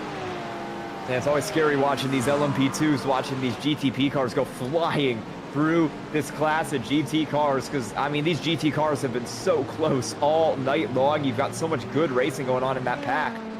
Even right now, Marco Silva in the 68 for Telemetry Racing, 1 spot ahead of Nuno Magalhaes for Grow Racing Team White. And they're right in that battle with Eric Van Spijker as well. So 3 cars under a blanket here. This is from about 4th on back in GT Pro. You've got that Blocco Motore car. It's been up in the top 3 for much of the night in GT Pro. Now running back in 4th and falling under threat from a couple cars. Yeah, in this GT Pro class, we have a 3-way battle for 1st, a 3-way battle for 4th. Both of those battles are separated by about 8 or 9 seconds, it looks like, but both of those respective battles are absolutely intensifying here. 7.5 hours left in this race, and it's kind of approaching that time where you've done a lot of your fuel saving, you've done a lot of your management. We're now over 67% of the way into the race. It's time to start making some moves, get a little aggressive. I'm so glad you picked up where I left off on making 6-7 jokes. I don't think you heard me make. I don't think you heard me make any of the 4 or 5 that I made earlier on in this broadcast. Nolan hates me as we continue to get racing in this GT3 Pro class. Still no moves made yet. Van Spijker is actually going to face a little bit of a threat from Marco Silva, who's trying that outside down to inside line to maximize his momentum out of the corner. Words become hard after 3.5 hours, but driving is still looking pretty easy for the 68 of Marco Silva all over the bumper. We'll try a big send around the outside of Van Spijker into the corner, held up a little bit by Cedric Gaudreau a lap down in front of him, but Silva has the line. He holds that 183 car down, and he gets the move. Yeah, that is a great move around the outside there. It's not one you see often, but he was just able to brake later, carry that momentum around that second horseshoe, and pulled it off absolutely in brilliant fashion. And going back to the 6-7 joke, it's so funny because when you look online, you see that it's all the little kids, it's all the elementary schools, the middle schoolers. 6-7 runs rampant on college campuses. I was just in a dining hall the other day just trying to get some food, and I hear somebody walking past me saying, I was with a friend, I think he was talking to his girlfriend, and he asked her, what comes after 6? And I just yell 7, start moving my hands up and down. It really is just like an entire environment on college campuses built around these two completely random numbers. Man, what happens in Ball State? What do y'all do over there? We eat a lot of corn, and we watch our football team lose a lot. I go to Oklahoma. I can't make fun of you. We have Van Spijker trying to get almost a moment there. Marco Silva almost got into the back of, I believe he did get into the back of Dylan Johnson in the 17 Superstar Racing Team car. That was a close moment for those drivers right there. Van Spijker trying to work his way through in 5th for Blocco Motore, clear out some of these slower GT3 AM cars so we can get back in pursuit of Silva. Benjamin Fisher not too far behind this battle either. Neither is Sergi Martinez Duran. Not a good racing in GT Pro. And a battle building for the lead of LMP2 as well. Ruben Pinho out in front there on that 14 Grow Racing Team blue car holds that spot right now over Roberto Arter for RIC Team Racing 2. That 87 car has closed the gap down to under half a second. He's starting to climb, starting to pursue Pinho. Yeah, now Archer is going to have that slipstream, that draft, all the way down this back straight here, all the way across the start-finish line, and that pulls him to just under 0.3 of a second. It's going to be as they cross the line. Not going to go for a move just yet. Going to tend to brake a little bit earlier, though. Maybe can find some traction out of turn 2 here. And Sky, maybe, just maybe, he wants to look for a lunge in either of these horseshoes. But as they approach turn 3, that 14 still square on to the lead. Battles building everywhere. Battle for the lead of LMP2. Battle for the lead of GT Pro right now as well, as Joao Pedro Texeira has caught up to the back of Vincent Laherbier in the 71 car. It's the Epic Vans Pulsar Esports Team machine getting down to the inside, and he will make that move easily down there into turn 1. Vincent Laherbier pulls out in the SimCity Racing 71 car. He'll drop back to 2nd. And now Texeira has the lead of the GT Pro class in that 73 cars. Look at this stack up behind them as cars make their way down through the S's. This is a big battle in GT Pro. A lot of cars involved in this one, and a lot of cars trying to lap cars involved in this one. And it is a battle for 5th. It's between 6 cars there. 5th, 6th, 7th, 8th, 9th, and 10th, all under a blanket here. And look at that as they go through, I believe that's turn 5. They're just looking for fresh air, looking for opportunities on the guys ahead, but they all know at this point in the race, they want to be aggressive, but they also have to play it safe. Here's a lunge from 6th place and the 5th. It's going to put him under attack, though, from the 24 behind. And we have a lot of swapping. Just one move failed is going to put multiple cars under attack here. That's going to be Grow Racing Team White getting past the Rusty Spatulas. Daniel Gruber in that 44 car has that spot down. We might have another lead, another battle for the lead in GTP Pro coming here, because Vincent Herbier is right back up on the bumper of Texera, and he's got a lot of slipstream here as they make their way through NASCAR turns 3 and 4. Got battles absolutely all over this GTP Pro class. You cannot take your eyes away from it.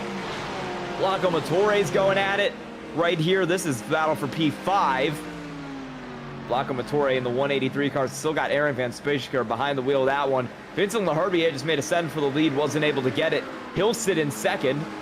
And now we'll see what Van Spijker can do as they make their way across the start-finish line. He'll back out. Duran holds that spot.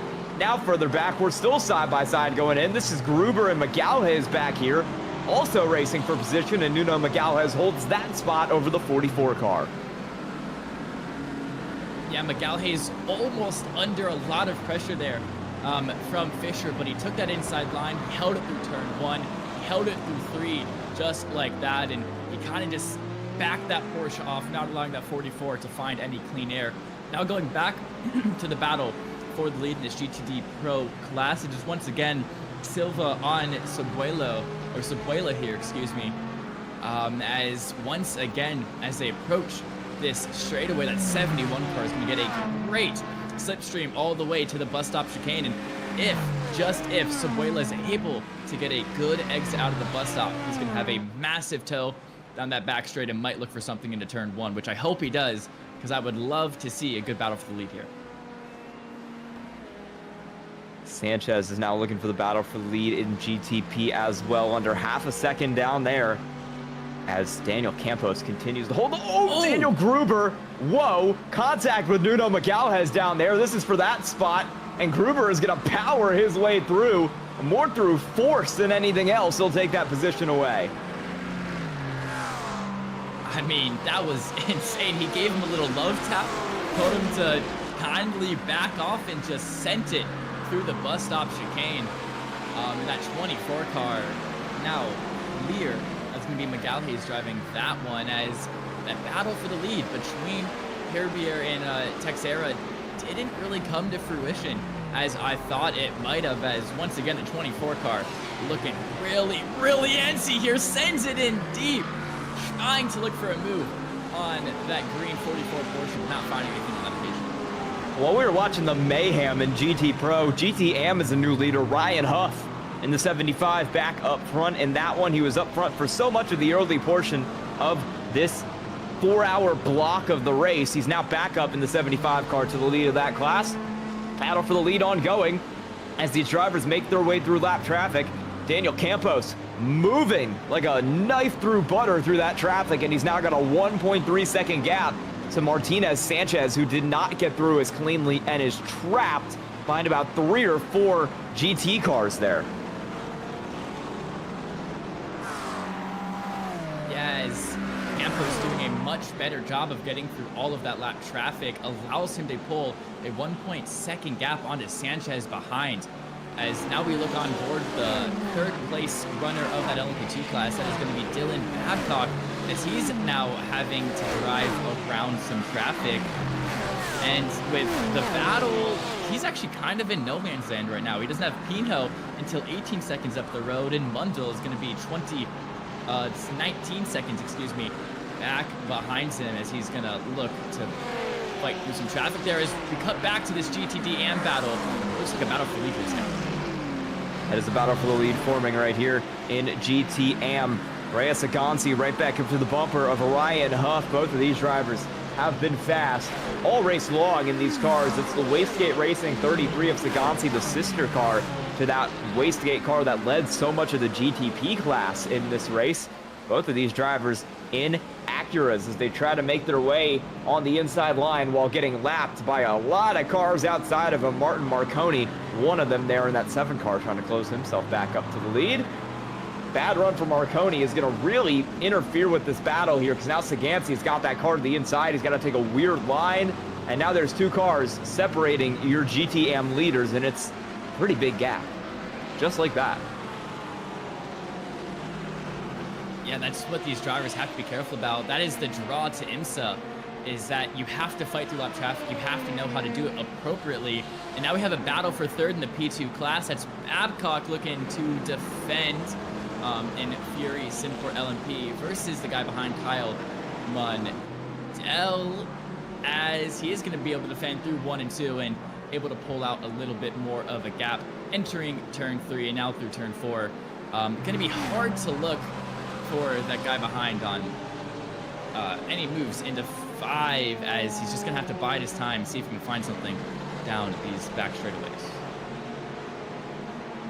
This battle is still going as that V1 M11 car is going to look to the outside, now trying to get a closer to the bottom, run off the corner. If he can get a good run through turn 7 here, he'll have a decent shot on the NASCAR oval because you're able to get such a large slipstream coming out of here.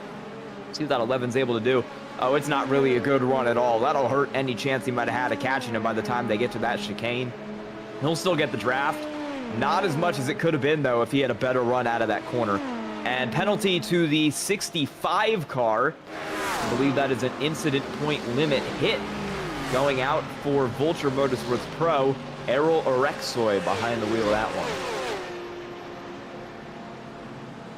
Yeah, these guys have to be careful about those instant point limits. Not only do you get 2 X's for contact or spinning with other cars, but those 1 X's, that bus stop chicane is so easy to 1X by just barely tapping the grass on the exit or the entry there. So you have to be careful. You have to use your off tracks wisely, and you always got to be keeping an eye on how many instant points you're at because it is very unforgiving. You can't take them away, and just a couple too many slip-ups is going to be a penalty for that machine. And I'll tell you what, this caution really changed the state of the race for the 51 World of Sim Racing team car. When we started this stint about 4 hours ago, that car was a lap down. It looked out of it. It had no hope. And then a couple good stints behind the wheel of that 51 car, not only from Martinez Sanchez, currently behind the wheel of that, but from other drivers. Danny Fonte was behind the wheel of that car for a long time. They managed to get their lap back on speed. That car was fast, but it was still about a minute out of it. This caution has brought the field back together, and now Sanchez is putting a great run in that 51 car in. Has that thing from in a second recovered from a lap down back in 7th. Whoa, it looked like that 296 had to go below the double yellows there to try to get around a lapped car. Is so much hairy stuff going on. This is a battle for first between the GTMs as we cut back to this battle for 3rd between the P2s. Still, once again, Babcock versus Mundell going at it. Mundell has just kind of been in this 4/10 of a second gap of Babcock these last 5 or 6 laps now. He's just not able to find the slipstream, but this might be it. He's going to look to the outside. Down the back straight they go. He's looking for the side draft into turn 1. Is he going to send it? Into turn 1 they go. It's the 11 on the outside of the 30. They're now going to cross the start-finish line. He's still there side by side, but I don't think he has it, Scott. No, the 11 car had to back out there, wasn't able to generate what he would have wanted in order to actually get that move done. He'll reset. He'll try to work on it here down through these next set of corners. Won't be able to get it through the horseshoe, but maybe, just maybe, we'll have something coming up. Here's about a little further back. You got that 21 car, GTM, continuing to have great racing like it's had all night long. You got the 94 SWF Motorsports car in here. You got the BMW, Jesse Molina, Jason Brothers, Diego Rodriguez in the Team Frida car, all doing battle. Lucas Santos is a couple laps down, but he's 1 spot behind these drivers as well. The lead in GT3 AM is also getting close, with Ryan Huff out front by less than half a second over Reyes Agansi, who himself is less than half a second ahead of Giannis Konstantin. So some battles starting to form back there as well. Great racing all throughout the field here. And that gap between Campos and Sanchez as we cut to a replay. This looks to be the 13 of Sergio Martinez. Duran, is he taking too much curve at the bus stop? Yes, he does. Loops it around, does a perfect pirouette. And it looks like he's going to be able to get back onto the racing surface with no harm, no foul there. But that gap, yeah, between Campos and Sanchez was under half a second just 10 laps ago. It is extended by 3 seconds now, as I don't know if Sanchez had a problem getting through lap traffic. Campos just really found some pace there. But that battle between those top two GTP cars is going to be stripped away from us, unfortunately. As here we go, the 11 around the 30, able to make that move. It has been in the makings for so long, but Mundle finally able to find a way around the outside of turn 1.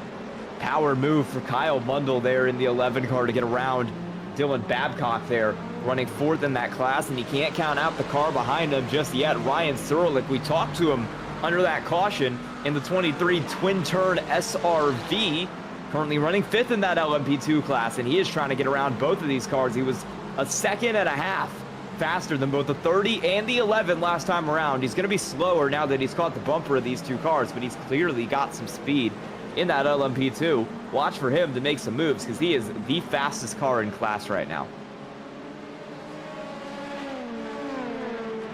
Yeah, as that fastest lap still belongs to that 7 machine, Martin Marconi, and of course VSR Competition Bianco. So watch out, that car, he's currently 18 seconds off of the leader, but if they're able to find that pace they had earlier in this race, they might be able to bring that gap down, look for the move on Sanchez, and also look for that overall win in the class win, of course, because it is a GTP. As still looking back in the LMP2 field, it's that 30 machine trying to defend from the 23. It is Cyrillic trying to overtake Babcock, as Babcock just lost out that place to Mundle. Cyrillic trying to make it 2 places lost out for Babcock. He's going to go around the outside, past the start finish straight they go, and Cyrillic has the speed to power out, gets it done before they even make it to turn 1. Now Cyrillic can turn his sights to Kyle Mundle. You mentioned the speed there from Martin Marconi. He's been out of it. He came into the car. Actually, we'll watch this battle first, because this is getting really good for P3 with that 23 car now up on the inside of Kyle Mundle. Can Cyrillic get the 2-for-1 here in just about 2 corners? He certainly got the momentum, and it looks like he might be able to power around there. He'll have the inside lane, but he has a GT3 in the way. It's going to slow him down, and they might split this car 3 wide here. He thought about it. Mundle almost did it, but he'll have to settle in behind Ryan Cyrillic, who has that car up in 3rd in LMP, as we've got a moment further back for Christopher Limprecht running 7th in GT AM. He's going to loop it here in turn 1. That could have been a lot worse. Yeah, I just think he took turn 1 a little too wide, barely dipped his right side tires into the marbles, lost all grip in his car, realized he did, just got on the brakes and just said, before I spin, before I majorly damage my car into the wall, I'm going to cut my losses, as Dylan Johnson looping his 720S for Superstar Racing. That's going to delegate him to 13th in class. Had some contact there as well, which is absolutely under no circumstances going to help him. We'll see that right here once again on the replay. It's been a quick one. We're watching, this is Limprecht again. This is going to be Jason Hildreth. Let's see. We'll find it. We'll find it for you. Here we go. We'll get there. There we go. Jason Hildreth loops it out of turn 7. That is not a bad spin. He saved it pretty well.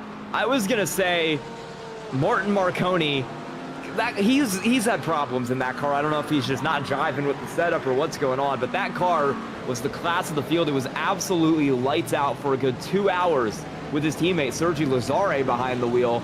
Then Martin Marconi got in the car, and that thing sunk like a rock. Went from a dominant first-place machine back to 3rd or 4th, where it sat for much of the last, I would say, hour or 2.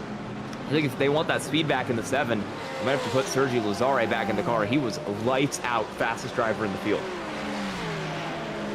Yeah, you mentioned the setup, which is a really, really good point, because different drivers have very different driving styles, and if the setup kind of suits one driver over the other, it's going to appear that that driver is much, much quicker than the other, when really it's just a difference in setup. It's not a difference in setup, but it's a different in how you want to drive the car.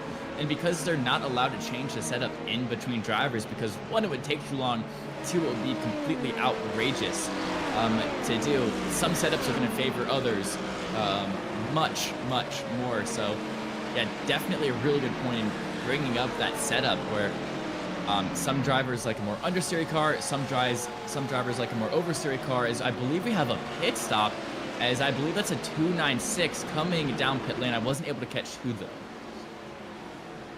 Yeah, one of a couple. I mean, we are probably getting to the point here after the green flag where we might see some cars come down the pit road. I mean, they ran about 8 or 9 laps just under caution after pit stops occurred, which I'm sure has done a number on the fuel number for quite a few of the cars here in this field as we continue to do a little bit of racing through this mid-pack. Penalty for Roberto Arter in the LMP2 class. I believe that might be an incident point run. He is running 5th in class, so that is going to be a very impactful penalty for that 87 car.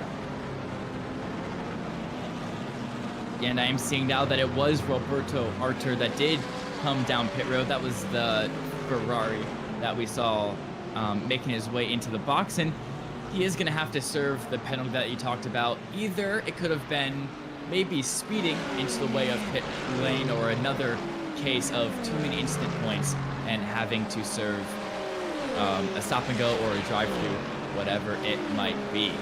Switching back to that battle for the lead, the GTP class, it was just 3.5 seconds. I look back at it, it's under 1.5 seconds now, and that's one of the coolest parts about IMSA racing, is that depending on where you catch lap traffic, where you catch these P2 cars, these GT3 cars, it can all make the difference in these huge gap swings. As you see, Campos losing 2 seconds there to Sanchez just in a couple of laps. So if that continues to go on the trend it has been, we could see a battle for the GTP lead fairly soon here, which I would absolutely love to see. I love watching battles for the lead, especially when it's between two of those prototype cars that are so blistering. I'm going to make a bold manifestation, a bold prediction, one they're not going to see coming. A Dallara wins the LMP2 class. Oh, that's controversial. I don't know if you can be saying that. I see it. I see the vision. Look, I've got about 5 minutes left. I'm loopy. I'm going straight to bed after this. You know, it's been a late night. I'm surviving on Dr. Pepper right now. I'm having a great time. You're getting loopy, about to go to bed. It just opened in Celsius. We're all having a good luck for the next 2 hours. You're going to bed at 4 a.m. That is going to be an adventure for you. 5 a.m. Oh, yeah, because you're Eastern team. Even worse. Oh, you're Central, aren't you? Yeah, yes. You're in Oklahoma. Yeah. I don't know why I thought y'all were Central, too. I think your state is next state over. Yeah, next state over would be Central. Speaking of Illinois, did anybody in chat see that Bears Packers game? If you did, please. No, I was still here, unfortunately, Lucas. Oh no. I've been here. They got me locked in. I've been here for 30 years. They won't let me leave. They won't feed me. I'm cooked. Okay. Battle for the lead ongoing. Daniel Campos, Adix, Martinez, Sanchez. This has been closing in for a while now. Sanchez has been slowly getting up to Daniel Campos there in that 12 car as the battle continues to get closer and closer and closer. It was 2 seconds at the line last time by, but some trouble with some lap traffic has really dropped that gap down under 0.3 of a second. As we head down into turn 1, they're going to have to navigate some lap traffic with an LMP2. And that lap traffic is going to give quite a big gap to Martinez Sanchez there. He'll put that back over half a second.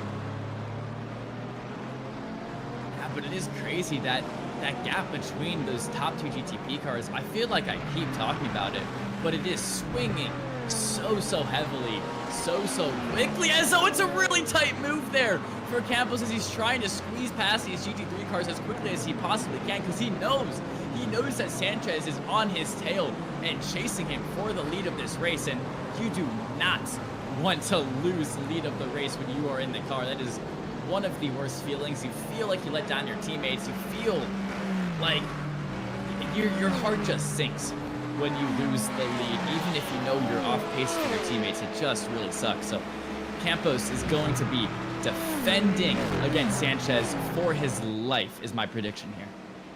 Pit stops have been very underway in the GT Pro class, especially for a while now.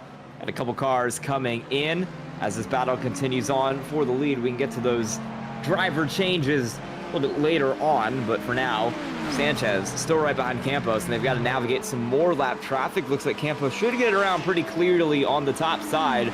That'll also break a little bit of the toe that Sanchez had. He's not going to have nearly as much of a run this time into turn 1. Yes, not only is there a battle for lead in the GTP class, you look to the other prototypes, the LMP2, Surlik now has closed in to under 0.8 of a second onto Ruben Pinho. We saw, I believe 10 laps ago, Surlik get past Mundell and get past Babcock as well. He's used his pace to great measure here, closed up to that lead. And I assume that right about the turn of the hour, we might be seeing a battle for not only the lead in the GTP, but also that LMP2 car as well. And as we start to wrap it up here, we're getting ready to move into the next set of hours in this race. So we're going to take you on board with the 51 car of 8X Martinez Sanchez, and we're going to get everything switched over. We will be going to a new stream. So if you go to the Green Flag TV page, you can find that. It might roll over automatically, it might not. YouTube does weird things, but you can click on it. It'll be the next 4 hours here on Green Flag TV, and we'll see you back very soon.